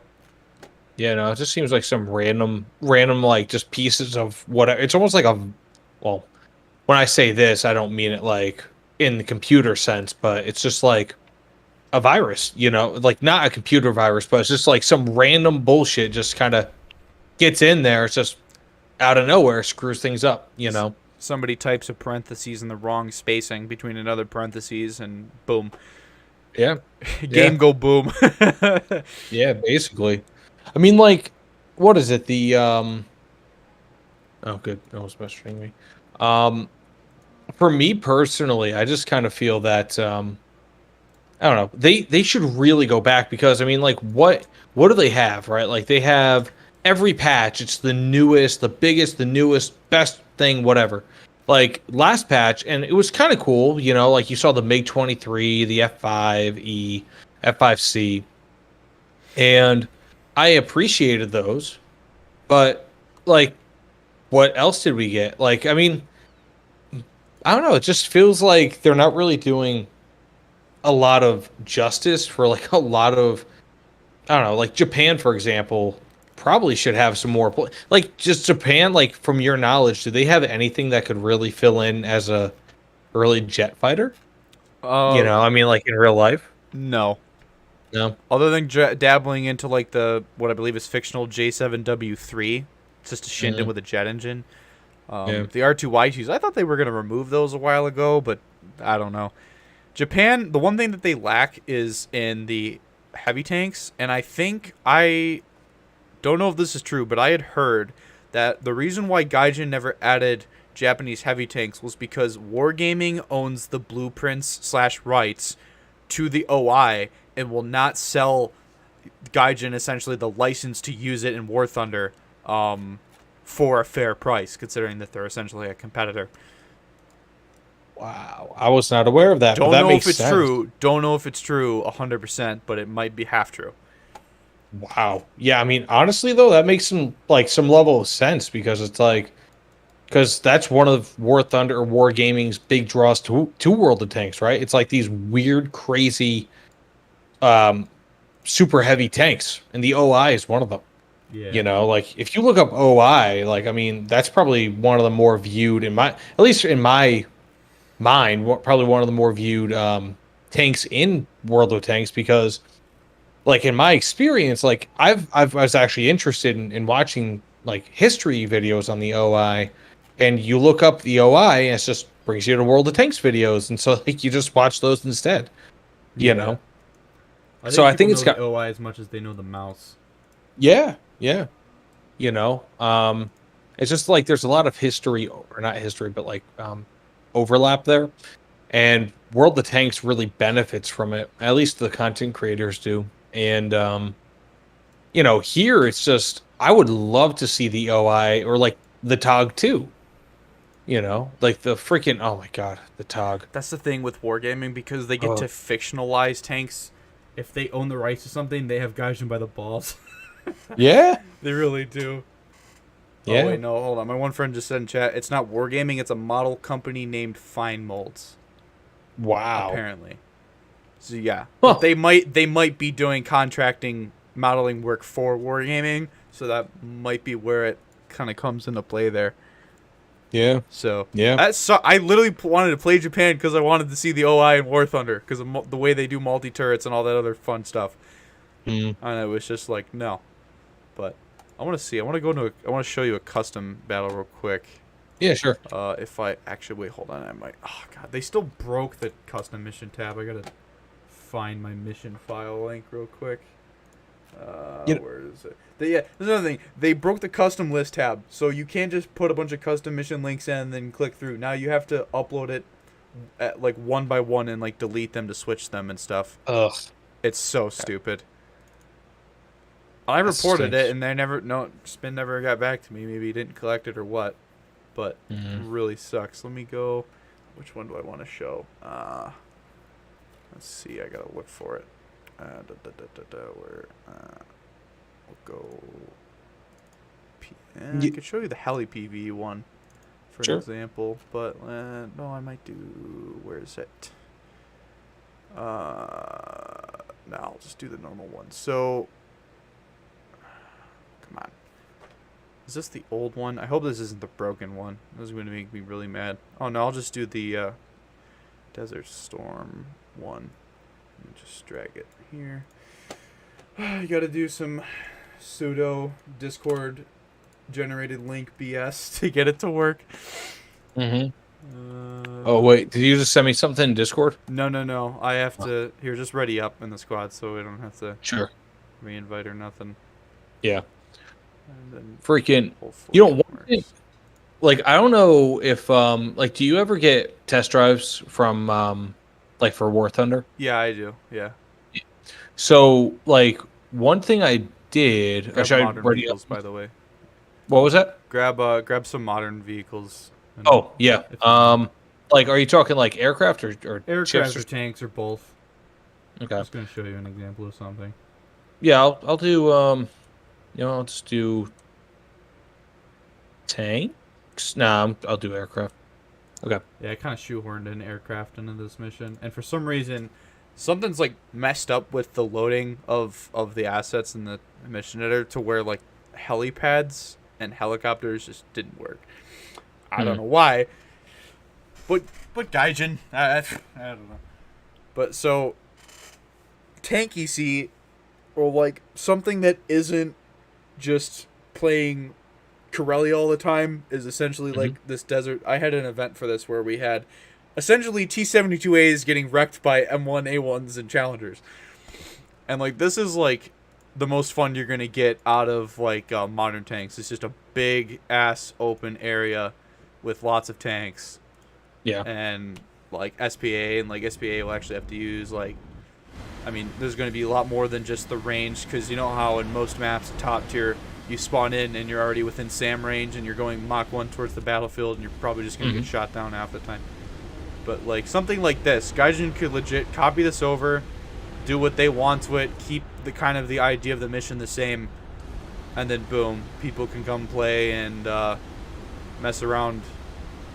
I mean, yeah, you're going to drive for a couple of minutes and it might get boring, but for a lot of people, I think they would have a more immersive and enjoyable engagement, making it worthwhile, rather than being like, oh boy, Conquest Poland again, let me go to the same ridgeline spot, you know? Yeah. Yeah. This is all you're going to get away with without spending months and months and months of time and money and resources developing a really, really detailed map. This is what you're kind of going to have to get away with. And my community enjoyed it. I enjoyed it too. Obviously I don't think it's for everyone, but I think that Gaijin should look at alternatives for that crowd. Rather than trying to combine every game mode into one, they really need to look at actually trying to please both sides separately than together. Because there's people that want big air combat jet BVR engagements in War Thunder and not have to buy hundreds of dollars of equipment and play DCS, you know? Same with tanks. But yeah. I don't really know where else I was going to go with that, but I just wanted to show you something like this to kind of give you an idea of the potential that this game has. It doesn't utilize, because they just want to make a quick buck with a top tier premium that they totally don't sell. Wink, wink. Yeah. Yeah. Yo, do you have the numbers on that? On what? How many, like, say, K50s they sold? Yeah. No, I sadly do not, but I think we can make estimations. based off of just community count. And I mean, Smin says the Gaijin can see what game modes people play, like say the K50N, and how many people play it. So, guarantee you they made a couple million off of that single helicopter. Oh yeah, oh yeah. The XM1, the T-55, the L-44, the K-50, the Apache, and a number of event vehicles. They have made their money. Oh yeah. Definitely a return on investment. Yeah, yeah. I mean, it really doesn't cost them all too much, you know, relatively speaking. I do get it's not my place in a way because I don't know what their numbers are, but just like anything, people are going to speculate. And getting mad at people for speculating because a company isn't transparent with them, whether for company privacy reasons and whatnot, it doesn't matter. People are going to speculate, and you can't get mad at them for that. Yeah. This is definitely fun with like a full lobby of like 60 people. Yeah. I had another event planned, but like I said, way earlier in the stream. I don't know. I don't feel like even launching War Thunder half the time anymore. Yeah. I don't blame you. You know, there was this one type of game mode I was playing. It's really glitchy as hell, but it's called Carrier Wars. You ever play that? In War Thunder? Yeah. No, I never heard of it. It sounds funny though. Yeah, so basically you put like your tank on top of a carrier and like you're always glitching through the flight deck. That where you shoot at each other? Yeah. I've seen those on War Thunder Live. I kind of want to play that with a bunch of people, but I just don't. No one ever wants to. I don't know.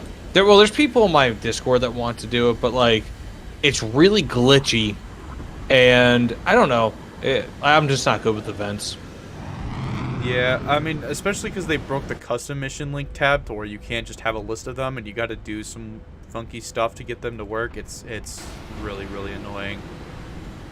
Yeah. Them kind of cucking the just have fun side of War Thunder. Yeah. It's kind of sad. Yeah. I think it's just because custom doesn't really make them money, maybe. True. But that's what's going to kill them in the end. If you kill everyone's enjoyment and people are just slaving away like it's a slot machine in Vegas, eventually they're going to snap out of it or they're going to die. One of the two. Yeah. You know? Well, yeah, I mean, like, you have to have the people who literally don't pay anything, nor will they ever pay anything in order to have the people who will pay things. You know, I mean, like, it's almost kind of, I don't know. I can't really speak on, this, but, if you have 20,000 people who don't pay a dime, and then, 20,000 people who do, I mean, you're going to have 40,000 people playing the game. That sort of game appears more frequently. Like, it's a bigger game than a game that only has 20,000 paying players, and that's it. Mm-hmm. Like, it's a bigger, I don't know. It just looks bigger, and I think people are going to be more drawn to that sort of thing. Yeah. Did I hit you? I've been trying to hit you with AGMs this entire time. I saw that, you cheeky bastard. Come here. Yeah. We can go back to normal games if you want. I don't know. Nah, not really. Honestly, like, Naval's kind of getting boring to me. Yeah. It's naval combat. It's not interesting. Yeah. I don't know why people think they're going to be able to make it interesting. If they just have faith in Gaijin, they're just going to magically make all the problems go away. One of these days, for years or decades. Yeah. Well, one thing I think I mentioned in my Cash Cow video, but I mostly say when I'm like chatting on Discord, is that I think a lot of people that deny issues, or not deny, but have skepticism, once they play the game for 8 years and they see what I'm talking about, like say another give some people another 4 years of War Thunder, and then it's not just Burnout. They'll end up being like, oh, well, Steel was actually right, or Fly was actually right, or whoever was actually right. This has been an issue. I can't believe I have gone through multiple life milestones, and now this game still has the same issue. It's like I said, it's not Battlefield. There's not going to be a new War Thunder title coming out every other year. So I think that's something a lot of people are gonna end up waking up to. Yeah. I mean, I like video games. I never want to drop video games, but some days I'm just like, damn, man, I could be doing something so much better with my time than slaving away to just one game. Yeah, no, I agree. You know, it's like, I don't know. People like, you know, and he's a kind of a, whatchamacallit, an outlier. People like Markiplier. It's like, that dude, he just plays whatever he wants, and he's gonna get 1 million, 2 million views easily per video. It's like, yep, man. He had him and PewDiePie. They had the charisma. Yeah. That radiating energy. I think a lot of people do. Like, I try to, like, when I make meme videos, I'm not the best editor, but I'm not good at making really, really funny memes. I'm not good at using editing trickery. Like, there's some people where their video is just 10 minutes of just memes, and sound effects and this, that, and the other thing.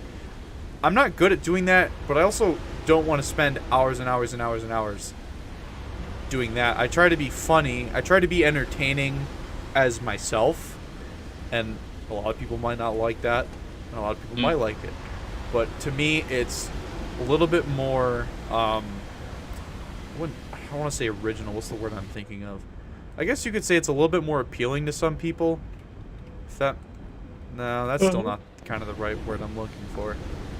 But it's more natural, I guess you could say, to kind of like someone for who they are rather than the sound effect or the gif of iDubbbz being on the screen being like, I'm gay in his little green suit, you know? So that's why I try to be more entertaining as an individual and not through shitty memes. Which, I mean, memes are good. I love memes. I love making meme videos, but it's not how I want to present myself. And it's okay if people do, but it's just, it's all a game at the end of the day. Yeah, it's not very, I agree, you know, there's not very, some people are just too serious. Oh, I just got all tired all of a sudden. I think because I had some chicken wings earlier. Oh yeah, chicken wings are good. Yeah, I think that's kind of what is making me act like that. So sorry, I'm not yawning at you or anything. It's just, are they buffalo style chicken wings? I think, I don't know. I mean, like, they were probably like mild, moderate. You know, I mean, I didn't really taste too much. Some of my viewers are in here now. I'm gonna get stream sniped. Come here, price tag. I get you. Uh oh. Yeah. No, you gotta have legitimate buffalo wings. Can't have any of that funky shit they do down in Louisiana or whatever. Or you're talking about like Buffalo, New York wings? Yeah, Buffalo, New York. Yeah. Yeah, I've been there a few times or once. It's honestly, though, to tell you the truth, I think Duff's is kind of overrated. Everyone's like, "Yo, Duff's is the best way." Duff's is so overrated. Like, Obama ate at Duff's. I'm like, wow, that's great. Their wings kind of suck. What, like in Buffalo? Yeah. Oh. I live in New York, and I live outside of Buffalo, so yeah. I used to live in New York up until about 2 years ago. Now, I don't want to be here anymore. State's turned into a shithole. Yeah. Well, I mean, back where I used to live, it was like on a straight train line to New York City. And so all that we had were city people going up and just gentrifying it. And so it became awful. Not somewhere I wanted to stay for too much longer. So I moved. Such a morally depraved state. Yeah, it feels like it. You know, it's like no one there is just... I feel like most of the people who don't agree with that sort of thinking, they moved out a long time ago. Yeah, they haven't seen what happened. Yeah. I'm not like... I don't know. Like, whatchamacallit. I think, like, I moved, and I'm actually pretty close, and not to give any hints on where I moved to, but I think it might be. And I've said this to my some of my people in my chat or my Discord. It's like, I think I'm actually I live close to Fly. I think I'm actually in the same city as Fly Daily. You know, Really? oddly enough, yeah, Didn't he I'm move pretty out, sure. like Midwest, or was that where he used to live? I remember he did like. I think college he, tour. yeah, he lived in the Midwest, but I now live in North Carolina. Yeah. You know. Probably a much better state to be in than New York. Yeah, yeah. Oh wait, Screaming Eagle? I've seen Screaming Eagle before. That's Yeah. funny. A lot funny. So, a lot of my Discord members run into a lot of YouTubers. A couple of my friends, my mods, 2 separate occasions, on tech stream. They didn't even know he was streaming. They were not stream sniping. I will say that again. They were not stream sniping. 2 separate occasions. They were just playing A4 Skyhawks and Ground RB with like Merkavas. They managed to kill tech 2 different days, 2 different streams. And like when they were both playing, it was hilarious. They were like, "Holy shit, did we just kill Tech?" I'm like, "Yeah." And they're like, "Oh my god, he's streaming right now." 2 days later, Jesus, we just killed Tech again. It was like, yeah, but a lot of other members run into other CCs too. It's very funny. Yeah. I don't know why. I'm sure, like, I run to Seiko Sniper's crew. Oh yeah, I've On seen him a a, couple times. He's pretty chill. I love him. Yeah. I've never actually played with him, but I've seen, I played with a few people in his squadron. Yeah, Seiko seems cool. I remember, and like it's kind of weird that I bring it up as much as I do, but basically back in early 2019 or 2020, I mean, Yeah. like last year, I feel like there were a lot of YouTubers that started like doing it last year because of the pandemic as like a thing to do. Yeah. And I think Seiko did it actually a few months before that, but like right when I starting my channel, Seiko did, and like I was one of his. I actually subscribed to him on 2 different of my channels, or like 2 different of my YouTube accounts, because like I had an old account that I don't even use anymore, and so like I was 2 of his first 12 subs, and so like now he's got thousands more than I could ever have. You know, it's crazy. You know, he's just such good work. It's like very professional work. Yeah, my friend, Good Boy, he joined my server one day, and we had always chatted. And one day he asked me for like YouTube advice. Now he's past me, but he's one of those like shorts algorithm type guy. He just uploads, quick little clips. And I get it's what people want. I'm not hating on the guy, but it's just funny. It's just I don't blame those people. They're riding the wave. They're riding the trend, and I just prefer not to make those kinds of videos all the time. Holy shit! Yeah. There's an AI T62 in my spawn. What the? Wait, you said it was Good Boy? Hold on, were those AI Bradleys using toes, or was that a player? Please tell me that was an AI. Holy, no. Oh my god, no one's on the AI. What? They use missiles. Oh, hold on. No way is that real. I wonder if it's because of the same algorithm that they apply to the SAMs. I'm pretty sure that Bradley was firing missiles at a T-62. Unless it was the ADATs. That's crazy. What the hell? Yeah, what were you saying? I was freaking out over there. Oh no, I was just gonna say like a Good Boy, but like I think I've seen his stuff before. Yeah, a little ship post. That's what he makes. A little ship post. Yeah, he there was probably about a period of about a month and a half where I tried my hand in meme videos, and like I did one that I think was okay, and it's just like the other ones were just weird and just like abstract memes, and so like I'd post one video, it's like, oh wow, you did real well, and then you post another video and it's just like a meme video. Oh my god, I just scraped the ground almost. But like you post like it's so weird on YouTube when you post one video and you're like, oh wow, that did really well, and then like the next video you post, you're like, I'm gonna do just as well with this, and it's just like YouTube just decides to want to funk up your life. It's just they hate you. And so, like, you post something that you put a lot of work into or something, it's just, we're going to give you, like, a fifth of the views that you normally get. It's like, it sucks, man. I had something similar to that. I asked, I think it was Cone and a couple others on the CC Discord one day. I had, also one other trying to ran here, guys. But anyways, I think around January, there's like something where people they're on like vacations and stuff, and so they're not always like playing War Thunder or watching YouTube, to where the views just tank. Like one week I was getting like at minimum 2,000 views per video, and I was doing the exact same kind of video, and then all of a sudden it just dropped off for like the entire month of, I think, February.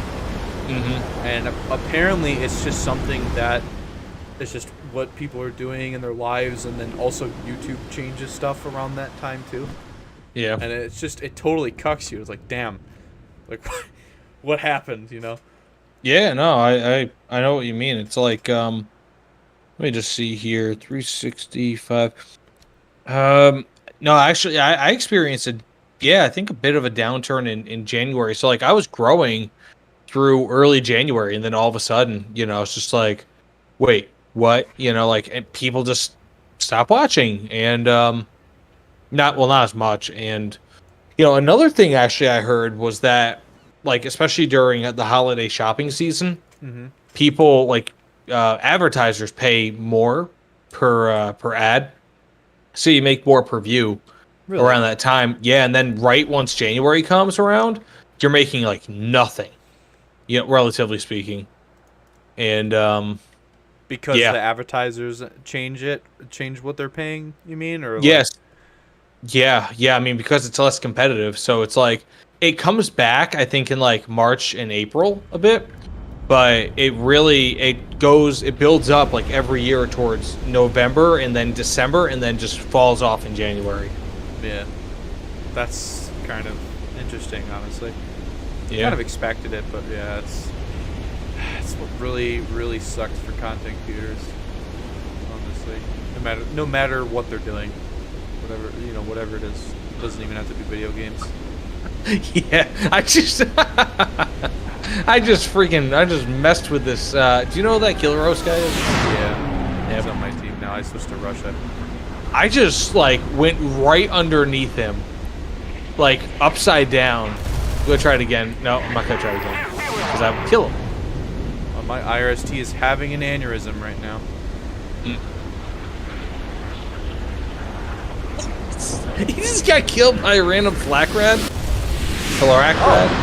Well, it seems the flak rad works. I didn't do shit to it. It now realizes that it can use it. That is scary. Oh, I love it. It's like Terminators. I don't think it's using the V21 though. Wow, that's pretty cool. Yeah, I really was hoping that the SAM implementation was going to be new assets like an SA2 and an SA3. That didn't happen.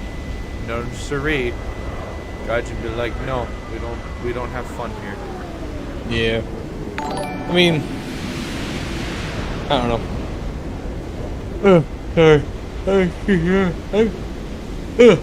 don't know why. I just have not up to stuff. Like in my most recent Discord or Twitch thing that I did like a week ago, whatever it was. Like, dude, that day I had like 3.5 hours of sleep, man. Like I don't know what it is. I can't like get a full night's sleep anymore. And so like I was in that entire thing just like, yeah, man, I agree, And it's just, I had no, like, I mean, of course, for the most part, I was agreeing with him, in large part, but it's just, I had no clue. Like, he's like, oh, well, what do you think about this? I'm like, what are you talking about, dude? Like, I had no. Actually, just sorry to interrupt. Yeah, the Bradleys are actually firing toads now. Wait, at us? At the other enemy ground, like the AI Bradleys I added that were attacking Bravo are actually firing at a T-72 or something, and it keeps missing. Holy crap. Sorry to interrupt you, but yeah, it's fun. No. You don't. It's not an interruption. Wait, should I be killing these things? Man, I don't care. There's like 50,000 tickets, so we'll be fine. Oh. Sweet. Okay.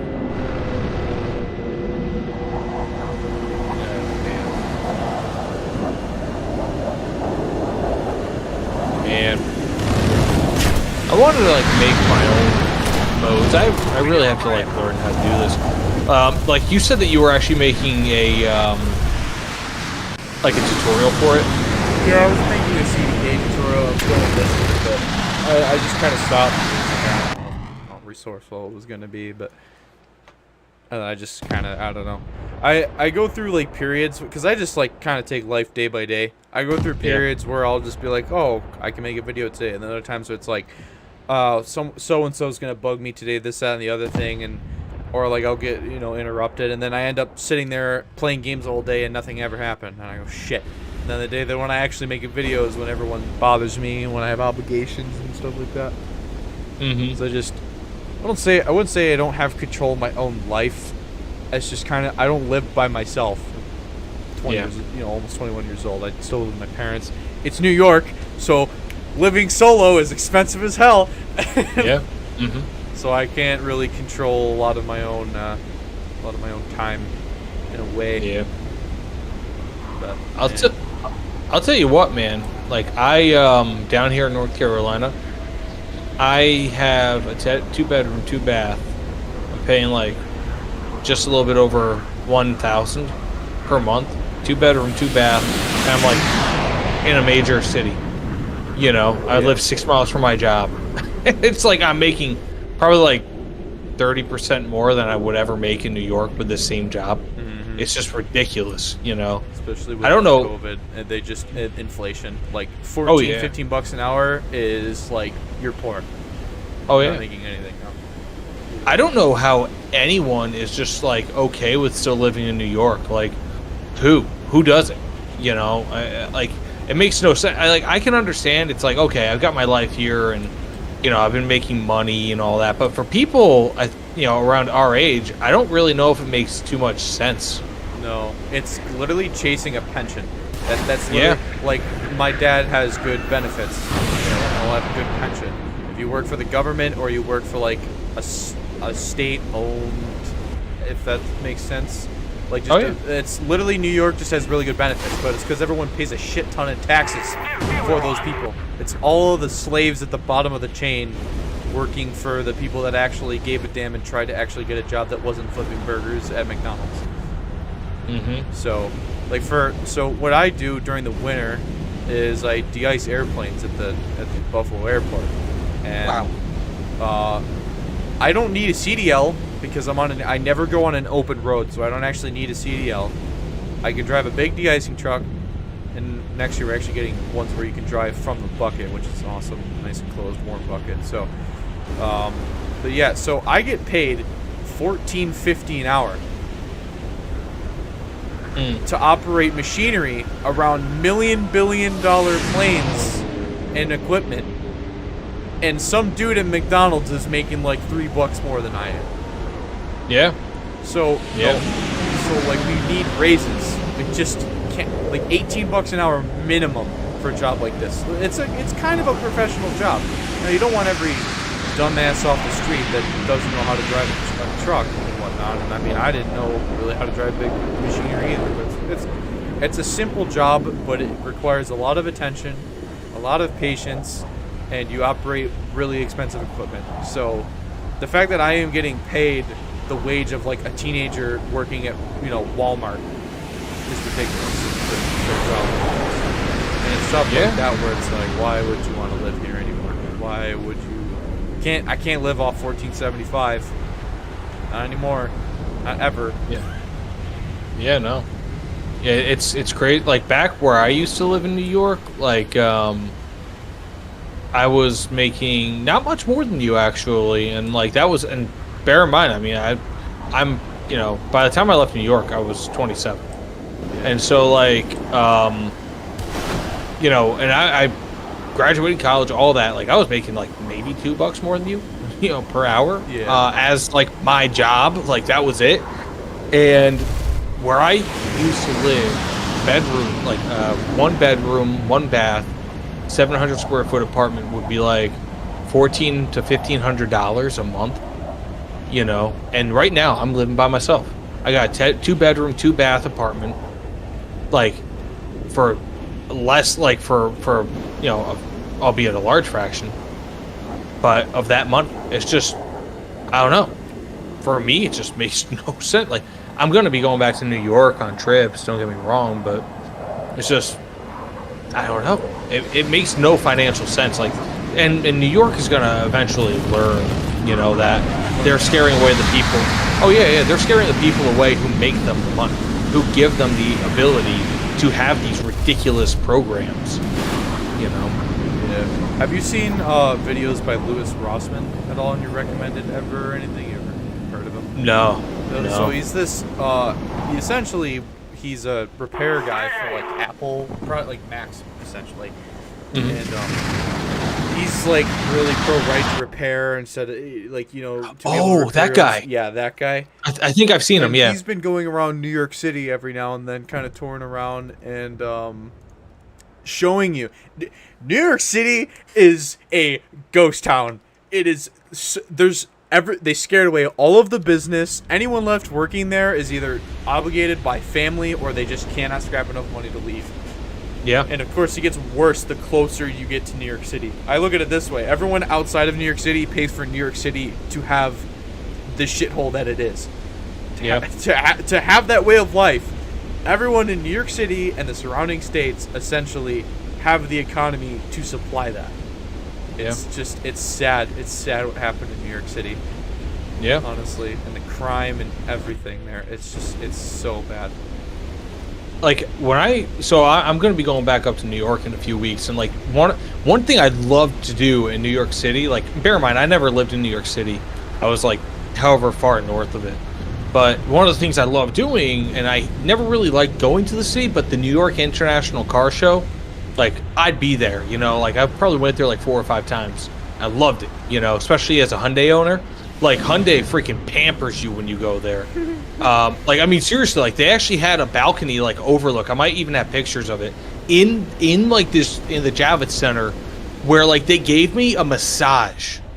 Like no joke. At a car show, dude. Yeah. So like you walk up. And they're like, okay, yeah, you can only go up here if you're a Hyundai owner. Like, and I show them like my keys or like, you know, whatever it was on my phone. They're like, okay, you can go up. There's a free massages and drinks. I'm like, what? And so like I go up there, and like this woman walks out. She's like, you know, would you like a free massage? And I'm like, sure. You know, it was like 15 minutes of just like, I'm a Hyundai owner, and they're doing this, and also. Hyundai at that same event, and like I lost because like I was facing against people who fucking, excuse my French, they played the game all the time. Like they had a Forza, I think like Forza 5 or Forza 6 tournament, whatever it was, at the thing, and like they actually had like the motion seats that like they're like pneumatic or whatever they are. It was just so crazy, you know. But I beat Heat 1, and like they gave me a nifty hat for it. But yeah, man, anyways, like it was really cool. And like I don't feel safe completely like going to New York City because like they had to reschedule that show. And so like now I'm just gonna land in New York City and just leave, you know. Place sucks, you know. And most of the wealthy people, they moved in like where I used to live. So it's like in my hometown you have some 1-bedroom apartments. They're like, I don't know, $2,400 on Main Street. Yeah. It's like, bear in mind, 12,000 people. You know, not a big city. It's just like it's crazy because it's everyone who could leave, like you said, did. You know, they had the luxury. Yeah, like so. Well, I don't want to get too much into the politics, but when all that like shit was going on in New York City with all the crime and like Black Lives Matter and all that stuff. Mm-hmm. I was thinking, I'm like, we got to be prepared because that can happen here. Like we live 20 minutes, not even from the inner city of Buffalo, where this shit will come from, because they had demonstrations downtown and whatnot. And like, my mom was like, no, you're crazy. And I'm like, we live in New York. Do not put that out of possibility. Like, I legit, there was a point in time during that summer where the entire country, essentially, just every city seemed to just be up in arms and on fire. I'm like, do not put that out of the question. We're not safe here. We live in one of the nicest areas in New York, or on this side of New York. and it's still, at one point in time, I did not feel safe in my own home. I'm like, we don't really have the easy accessibility to be able to grab a gun. We woke up in the middle of the night and shit was going on. We went to bed and something happens in the middle of the night. And all of a sudden our neighborhood's like up in flames or whatever. It's like we don't have the resources to be able to defend ourselves quick enough. We can, but we got to know what's coming. You know what I mean? So it's just like, that's why my dad is obligated here. He's got a good pension, but I want to get out of here. I don't feel safe here anymore. Yeah, no, I agree. Even like where I am now, like, I mean, you drive, like, after the protests, like, it wasn't like major protests, but there were like these nice businesses, like, you drive like through the city and it's just like, now they've got plywood, on the things, because people are just like, hey, I'm upset, I'm gonna burn that building down. And like, I work in a very specific industry that actually had to do with like the cleanup, I guess you could say, and I won't say exactly what, but you don't have to. But like, people just assumed it's like, oh, it's all taken care of. Nope. Like, it takes a long time for these people to get back up on their feet, Like, and I feel like a lot of people were morally justifying like destroying these buildings because they were like, oh, insurance, it's gonna take care of it. Nope. Capitalism. I mean, like a lot of insurance policies might not cover it, or even if they do, guess what? They got 10,000, not 10,000, but like they got 400 other claims in the same area for the same exact thing. They're not going to get to you for months. It's like, so now you have to pay out of pocket for the repair to like this window that otherwise, the insurance company would pay for, but now they're just going to reimburse you, and now like you're out of that $2,000. And like, if you're a small business, especially during the pandemic, like, you were already struggling. Yeah. There was like a whole bunch of things that people just never considered, and I think that they were like, giving themselves moral license, if you will.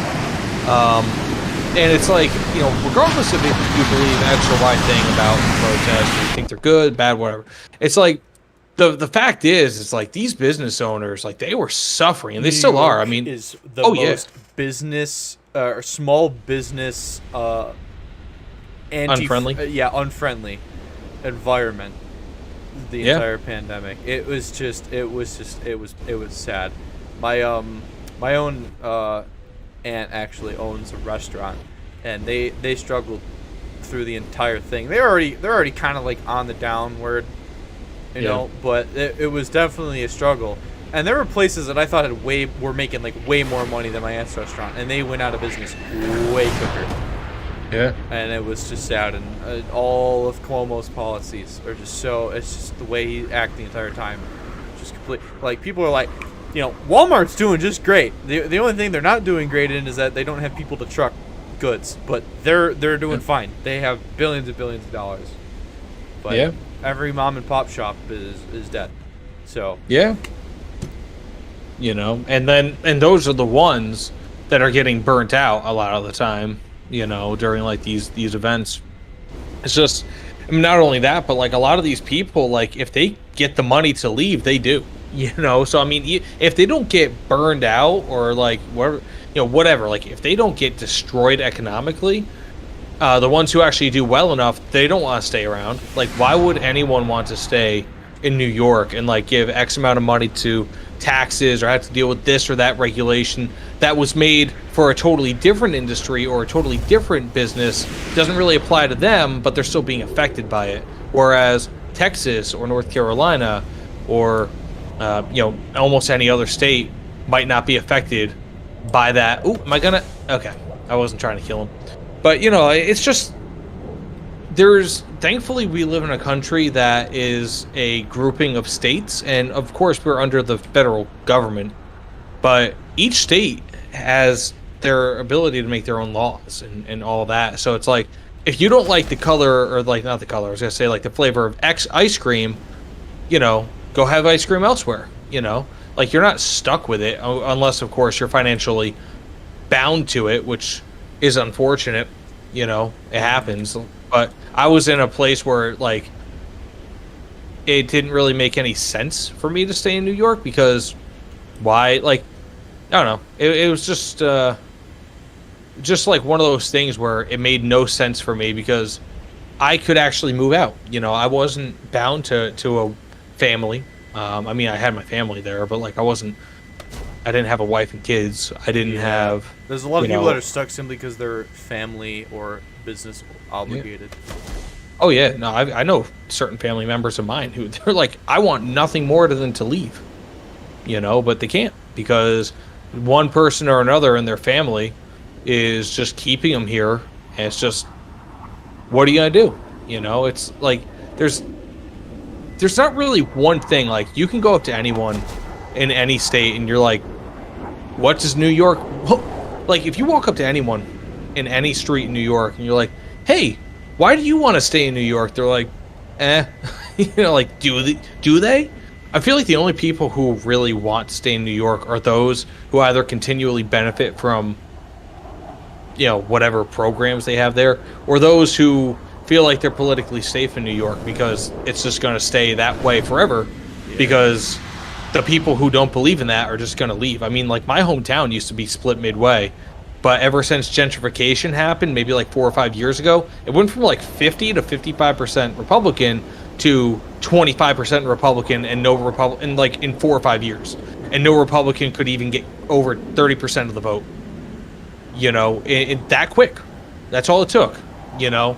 Look at Texas. And, yeah, Texas, they're changing big time because people from California are like, hey, you know, we've got... Like, let's go take our California policies. We hate them, but let's move to California or to Texas and vote the same policies in. You know, like, just make your own state. You know, I don't know. I just, in North Carolina, I'm seeing that. Like, there's a lot of people who don't, I don't know. That's a really cool rainbow thing, by the way. But there's a lot of people in North Carolina, you know, who come from New York, California, but they're not of the same mindset as maybe I am. And I'm not going to, I mean, it might be obvious what political leaning I am, but I'm probably not what you think. But like they leave California, they leave New York, they're like, man, the taxes, they suck. And then they just go and they're like, man, this guy agrees with my politics. It's like, but your politics got you into this mess in the first place. You know, because like they come from these incredibly high population areas. There's more of them than rural guy, you know, rural person 1 or 2. It's like, I don't know. It's unfair, you know. I mean, I guess it's fair in a way, but not really. Tell you what, though, California and the rest of the West is reaping what they sow. With, Lake Mead. Yeah. It's like, bro, you built a super city in the middle of the desert. What did you expect? It's gonna be Fallout New Vegas in 10 years. Like, come on. Yeah. On. Yeah, it's crazy. Or what was that game? Spec Ops: The Line. Yeah. You ever see that? Dubai. That was in Dubai, right? Yeah, it was Dubai, but still, I mean, like, you know, what is it? Do you feel like a hero yet? You know, it's like they're gonna be sending, like, there's gonna be massive dust storms, you know, coming up from where. It's insane. I mean, the entire West Coast is gonna be baked. Oh yeah. You know, it's blaming like it on the dumbest shit. And the best part is because I live so close to a Great Lake, they're all going to be coming over here, and it's like, no. I can deal with winter, you can't. Boo-hoo. Okay, you're not taking my fresh water because you're the idiots who decided to move out there. You know. Yeah. Las Vegas, and then they have like the gall. They're like to tell us how to live our lives. It's like, dude, you destroyed an entire region ecologically, man. Like, what are you doing? Yeah. You know, it's just, and like the refusal to kill, not kill, but like do like those controlled burns because people think it looks pretty. It's like, guess what, man? Look how many wildfires there are. Yeah. So apparently, because I watch a lot of political shit. Apparently, Gavin Newsom was the one who removed those policies, or someone before him, and essentially that's where a lot of the budget of California should be going, and they never really had issues, and they're blaming it on climate change. It's like, no, you idiots, you're not taking care of the environment like you were originally years ago. It's like that's not climate change. That is something that changed policy wise. Yeah. I don't doubt that it exists in some form, but Jesus, people, you got to take care of your. You're not meant to live out there. You're not meant to live out there. You have to man-made control it. You know, otherwise you're gonna die. It's no one's fault but yours. It's so funny. Yeah, and they just blame everyone else, you know. Yeah. I hear people are moving out of San Francisco in droves. Oh yeah. You know. Don't want to step over needles every day. Yeah. Or in poop. Poop covered needles. Poop patrol. Yeah. Dude, I heard yeah, isn't it? It's so weird, right? Yeah. It's like, but meanwhile, they're like, yeah, you know what? I'm okay with this representation. It's like, let's vote in Nancy Pelosi until she becomes fully Skeletor. You know, it's just the craziest thing. Dude, she is immortal, that woman. Yeah. Yeah. I mean, in a way, good for her for outliving, you know, her other people that you know she grew up with in the Bronze Age. But I don't know, man. He said, "I wonder who's gonna be Mr. House." Vegas. Yay. Wait, is he being towed? I just crashed. Not my whatchamacallit. But Mr. House. Dude, that'd be Elon Musk. I really want a Tesla.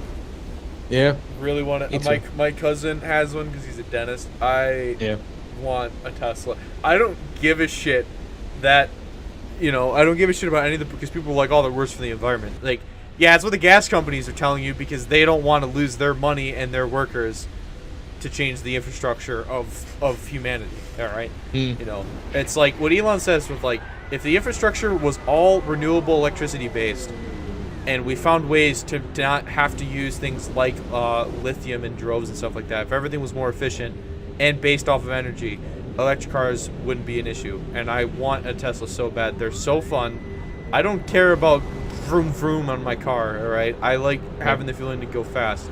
They do get outdone in top speed because they're just, it's just how they, I don't know the exact terminology, but they're just better to accelerate because it's just straight up torque, if I have that correct, right? Yeah, no, you're right.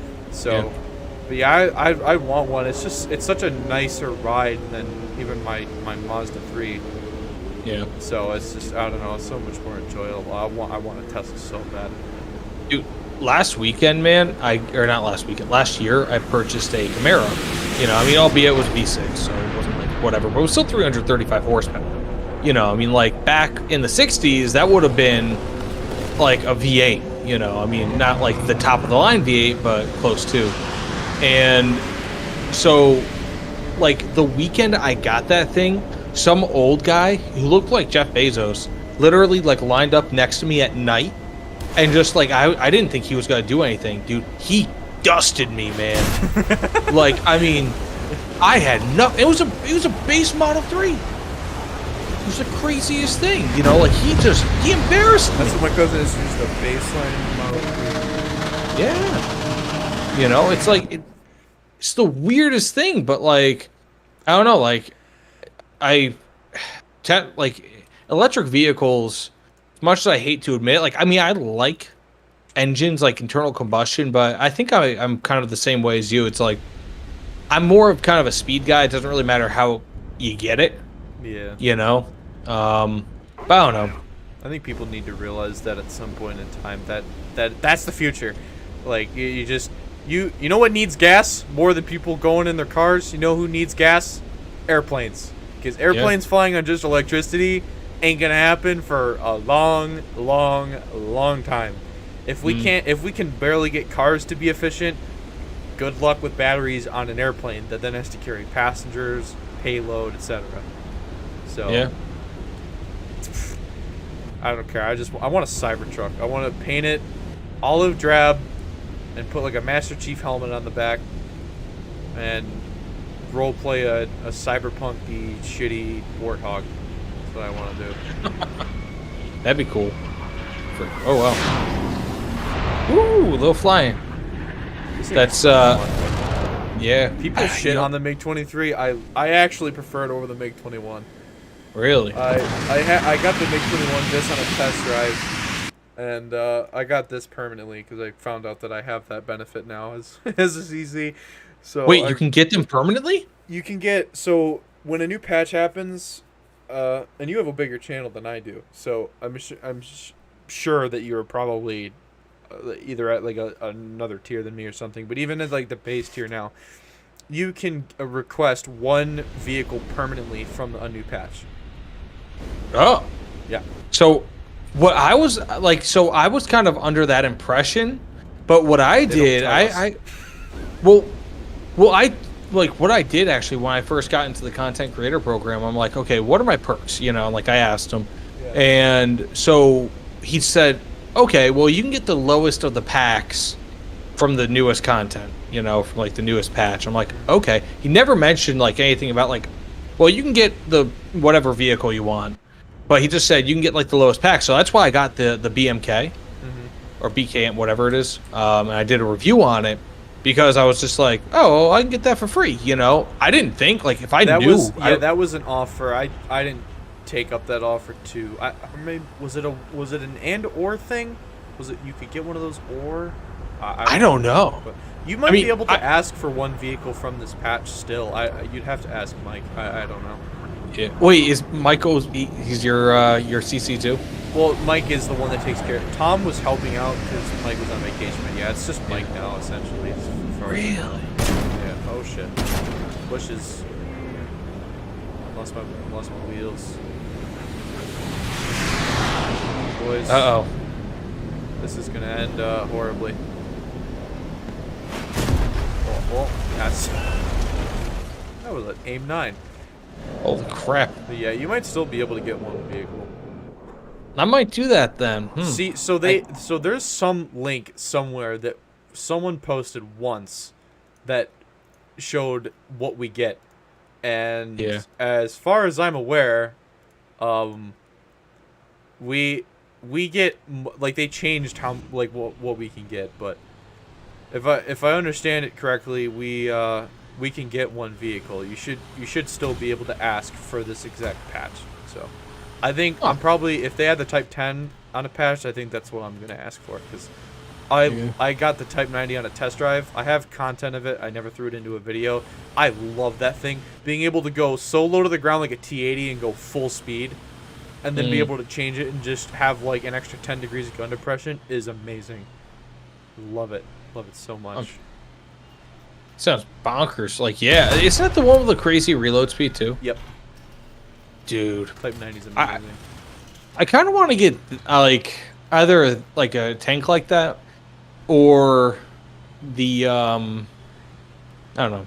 I don't know. Like, I don't really care to get like new because I feel like nowadays, like, because planes more than tanks were just so exported from the U.S. or Russia, where it's like if Germany gets a new plane, it's gonna be an American plane. Yeah, whereas they have their own tanks, because tanks are more, dependent on geography, I feel, and the needs of the specific country. Whereas it's like, okay, if the F4 can drop this amount of bombs, it's like, what, like, is X or Y plane going to necessarily be able to drop that many bombs? It's different. I feel like the metrics by which they get measured. So it's like, that's why you see more native designs for tanks and armored vehicles rather than planes, outside of like extreme climates like Sweden, for example, where they have their own aircraft, like, military aircraft industry, because they kind of need it in a way. Yeah. Because no one's making planes for, to be constantly in the Arctic Circle, or close to it, Or Italy with small planes for small runways. Yeah. Actually, don't they like export a lot of trainer and like light attack aircraft? So essentially, Italy's only military industry is just trainer aircraft and the Automalar weapon system, the 76 mil. That's like Italy's entire military economy in the modern day. Wow, that's it. It's like really wow. they do some weapons and like trainer planes. That's it. They don't make anything really anymore natively. So one thing I learned when I was looking at armor for the Arietis, Italy was planning on, they had set aside like a couple $1 million or $1 billion or whatever on an Ariete 2 project that they wanted to do. And they were so they put like the Centauro MGS turret with some add-on armor on the Ariete, but that wasn't really what they wanted. But they were looking into like a redesign. But because of COVID, they had to blow all of that money on COVID things. Because Italy has never recovered financially since the Second World War. They just really they just haven't. They haven't had extra money. Let's put it that way. Same with I think like Greece, although the euro kind of crashed that. But yeah, so Italy was gonna plan on an Ariete too, and I was like, oh, that'll be sick because at some point they'll probably end up getting that in War Thunder because like Italy, right? But yeah, no, they're not gonna be doing that anymore because they lost so much during COVID, which is a shame. Yeah. Damn. I had no clue. That sucks. Oh yeah. It's kind of interesting, just a little tip, because I'm like, I swear to God, the Ariete has to have more armor than in War Thunder, because it just doesn't seem real to me that they made a tank like that with no armor like that. Yeah. But they'll chunk 150 millimeters of composite screens on the side of the damn thing because of an RPG that might hit them once out of every 1,000 engagements that they never had when they were like in Afghanistan. That PSO armor makes no... It's literally thicker than the internal armor itself. So... Wow. That... It does not seem real to me that the Ariete has that, like, minuscule amount of effective front armor. But hey... Italians are pretty stupid at times when it comes to... comes to making tanks. So... Yeah? What the hell is going on? Just a bunch of planes are crashing around. Yeah. These are my custom battles not a general, in a nutshell. But yeah, I don't know. Man, dude, I don't know if it's appropriate, man. I don't know if you could just hear that. No, I don't hear okay, never mind. You don't need to know what just happened. Anyways, so yeah, I don't know, man. What is it? So. And this isn't because it's just 9, because I'm just like looking at the clock. I wasn't checking it or anything, but like I'm thinking about releasing a guide tomorrow, and like, you know, what you were saying, man. Like why? Like putting the effort in. Like I don't know if I want to even make this thing, but I think I'm gonna make a guide video, and I'm gonna hopefully have it out by tomorrow for the new battle pass, because they announced the challenges and all that. Yeah. But it's like not in already, right? I didn't notice. No. So new battle pass is not currently active, but it's coming out I think on the 28th, so on Wednesday. So I'll be, I don't know, we'll see what happens, but yeah, I'm gonna try to make a guide beforehand. But like battle pass season 2 guide, which was like my first, did well. Season 3 did not do as well. I'm thinking Season 4 is not going to do as well as Season 3, so it's like, what's the point, you know? Yeah. It's just what you want to put out. Yeah. It's just diminishing returns, you know? Yeah. It's like, unless you're like Oddballs or something, you just make content because it's just gameplay and that's it. It's like, I don't know. Anyways, I'm going to probably head out because, like, I still have to finish up the script and, poop around here, so yeah, there's no problem, man. Yeah, but Jesus. I mean, oh shit. Wait a sec. Accept our fate. Yeah. All right. But yeah, it's been fun talking, man. I'm sorry I probably talked a bit too much, but it's no, not at all, man. I think it was split like 50-50, give or take. You know, I mean, like that was. You know, I enjoyed it. It's it was a very natural sort of thing, whereas it's like, you know, I've experienced some unnatural Twitch moments, you know, where it's like you're streaming with someone and it's just like you hope it does well, but it feels like an interview. So, you know, I don't feel like this was an interview. So, but yeah, man. Yeah, dude, just let me know, man, if you want to do this again, like, and you know, just dick around or something, like just like, you know, do like a stream or something, you know. Just let me know. I meant to have Flip Stug on once more to talk about Naval, but honestly I don't feel like raising his blood pressure anymore because he fucking uninstalled the game. I was like, oh dude, I gotta find. So you said, okay, it was Flip Stug, Yeah. and Oddboss. Like Oddboss said that he, like, is that a readily available clip? If you can, if you're on the CC Discord, ping a Kula and ask for it. I might have a link of it somewhere. I could probably find it. But yeah, it was funny as hell. He was just speaking straight facts. Like, it was just great. Oh shit. But yeah. Yeah. All right. But yeah, dude. Either way, man, it was cool. And you know, let me know in the future. Do this again. And but yeah, man. Talk to you later, dude. See you. Talk to you later, man. Take care. Take care.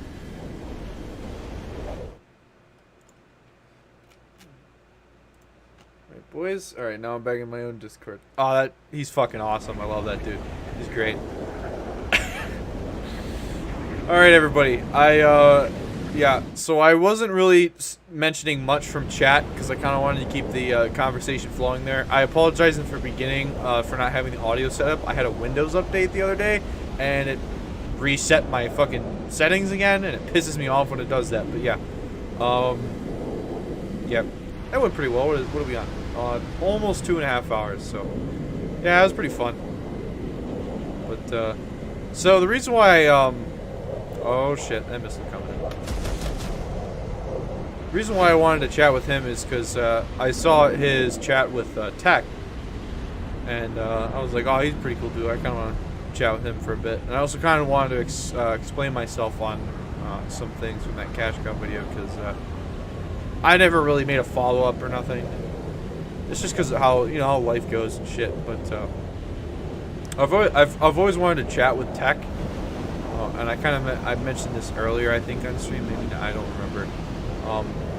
I was gonna do a chat with Tech, but I never did originally because I think that at the time when he was chatting with Koala and shit, I think a lot of people were looking for a reason to troll other content creators and stuff, and just kind of just generally be assholes. So I didn't really want to I don't know how to say it, even though I had, you know, like 100,000 views in the video, but I didn't really want to bring negative attention to myself by chatting with him at the time, because I think a lot of people were just looking for a malicious excuse to be a dick. So if the time comes, if whatever happens, I might chat with Tech.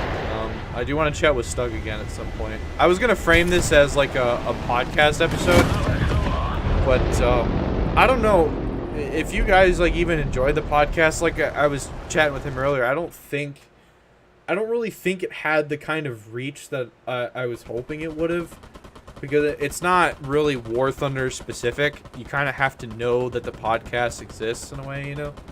So I never really wanted to continue with it, because it just honestly kind of wasn't worth it. Even if I had someone with a channel size such as Tech on, without him actually directly plugging it, and even then I doubt many people would even see it, and it would probably just kind of be a waste of time, which sucks. But just kind of having an impromptu stream like this is kind of nice. So, but yeah, I thank you all for joining the custom battle and making things a little bit more enjoyable for us. But yeah, I think we had a pretty good conversation. That was pretty fun. Here you go. I do want to do an event with the Alaska map that I made for top tier tanks. I have to check if it is functioning 100%. I believe I actually have it finished. I think I got the caps to work out properly. So yeah, we'll try to get that going some weekends. I don't know. So my dad is off on the weekends, and I was trying to get it for a Saturday. However, he always wants to have shit done on Saturday, and so it's always like a gamble. It's like, can I actually set up a certain time and this, that, and the other thing for it without having some dumb shit. So yeah, we'll try to get that done. I want to play on it. It's just I haven't been playing War Thunder. I really just haven't been interested. Like I was saying earlier, it's just kind of, I don't know. Like, this is fun, but outside of custom battles, I don't really want to touch War Thunder anymore. I don't want to touch it with a 10-foot fucking R23T, okay? it's just, it's not the most fun thing in the world anymore to me. I've been thinking for a while about kind of just saying, yeah, I'm just not really going to be making much YouTube content anymore and probably just stream. Sweet rejoin there, Heatseeker. That was sexy, buddy. That was wing waggle to you, sir. Holy shit. That was beautiful. That was an Ace Combat level cinematic right there. Alright, I'm going off Afterburner. I'm just going to cruise. But, yeah. What was I saying? Yeah, so, Tankenstein did, link my Twitch. I think he was streaming that over on Twitch or recording it. I don't remember what he said he was going to do. And I did see I got a couple of Twitch subscribers. So, yeah. I might head over to Twitch at some point. I thought I was going to get a refund from Streamlabs because I accidentally bought the year subscription. And I would kind of like my $150 back. So, yeah. Oh, look at that shit. Yeah. We could probably get an epic screenshot from that. 1 hour custom battle, though.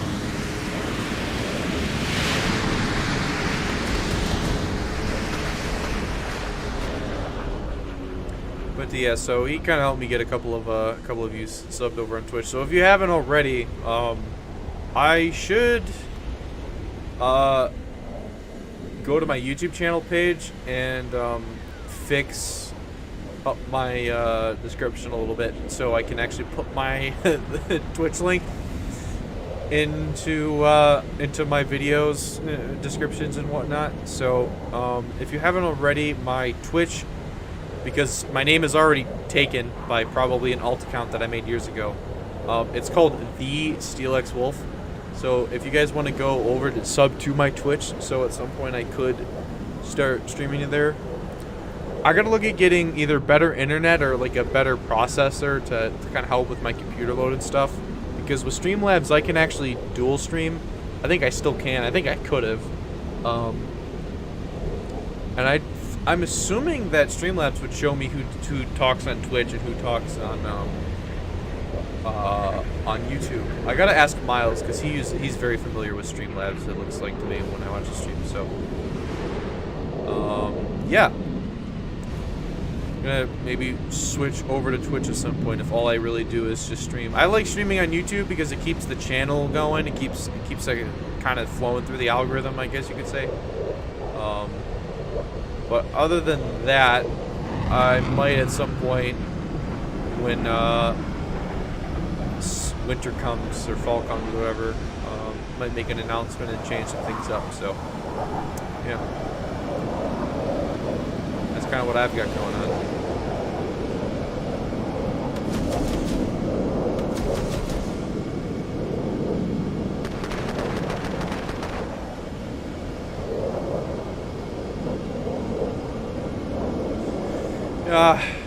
You know why I miss this game? I miss this game because of the community and just screwing around custom battles like this and flying in a very, very loose, shitty formation. But that's why I like this game. But I can't play normal battles anymore without getting really, really mad or really depressed. It gets really frustrating playing this fucking game sometimes.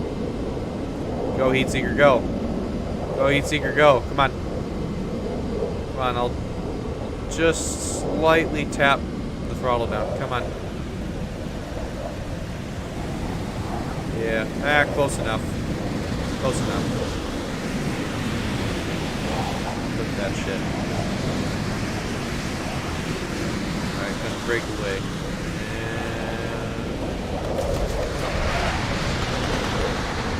And... yeah, buddy. Alright. It is now 9 o'clock. Been streaming for 2.5 hours. I'll get to all your DMs and shit in a little bit, guys, so. But yeah, I'm done streaming for the night. This was fun. That was a very enjoyable 2.5 hour conversation. So, I'm gonna cut the stream. Might chill out in the custom battle for a few more minutes. I don't know how many of you are actually watching the stream and how many of you just randomly join. Just screwing around. I don't know. Yeah, let me link the Twitch real quick in chat, and then I'll cut the stream. I'll give you a couple minutes, and then I'll cut the stream. So, all right. I actually, believe it or not, I can't type in Streamlabs, so that's honestly kind of funny to me. I have to go to Google onto YouTube to then, what do you call it? Nice skin here. That skin is freaking sexy. But yeah, I actually have to go onto Chrome and to be able to type into the chat. I can't do it from Streamlabs. Apparently, it's really stupid. So, all right, and now Steel's gonna do a danger zone move. Danger zone. Come on.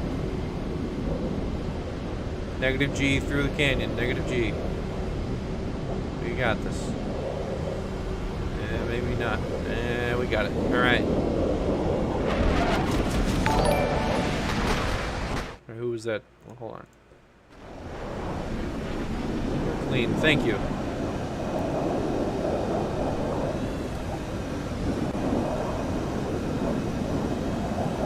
And wing sweep all the way out. Air brake and landing flaps. See y'all later. I am a Soviet Tomcat. Clearly, I am equal to the Tomcat. I definitely can fit 4 R-33s on my MiG-23 SMH. If you don't think that I am a Tomcat equivalent, you're just a bitch. You're just a Maverick simp. Come here, I'm gonna kill whoever that is. All right, I'm just. You know what? If you think that this is worse than the Tomcat, you're just a simp. Clearly. All right, everybody, try to kill me now. Come at me, bitches. Come at me, bitches. Come on. That's the ground. Oh, I got one. I got one. Oh, shit. Oh, Meat Seeker wants to know something real quick. Okay. Alright, I'll drag you in. Alright, you get the final say of the stream. What is it that you desire? Two things. Sorry I couldn't get a little bit closer. You went a little bit. I was trying to get closer. That's okay. We're also lagging a little bit. I see there's jittering. Yeah. I mean, I wanted to pick your brain about something because I've been streaming a lot on Twitch and whatnot. Because I have a channel, but like I've been streaming a ton on Twitch.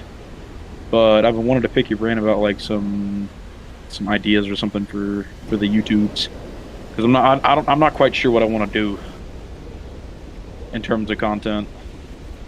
What do you enjoy most about War Thunder?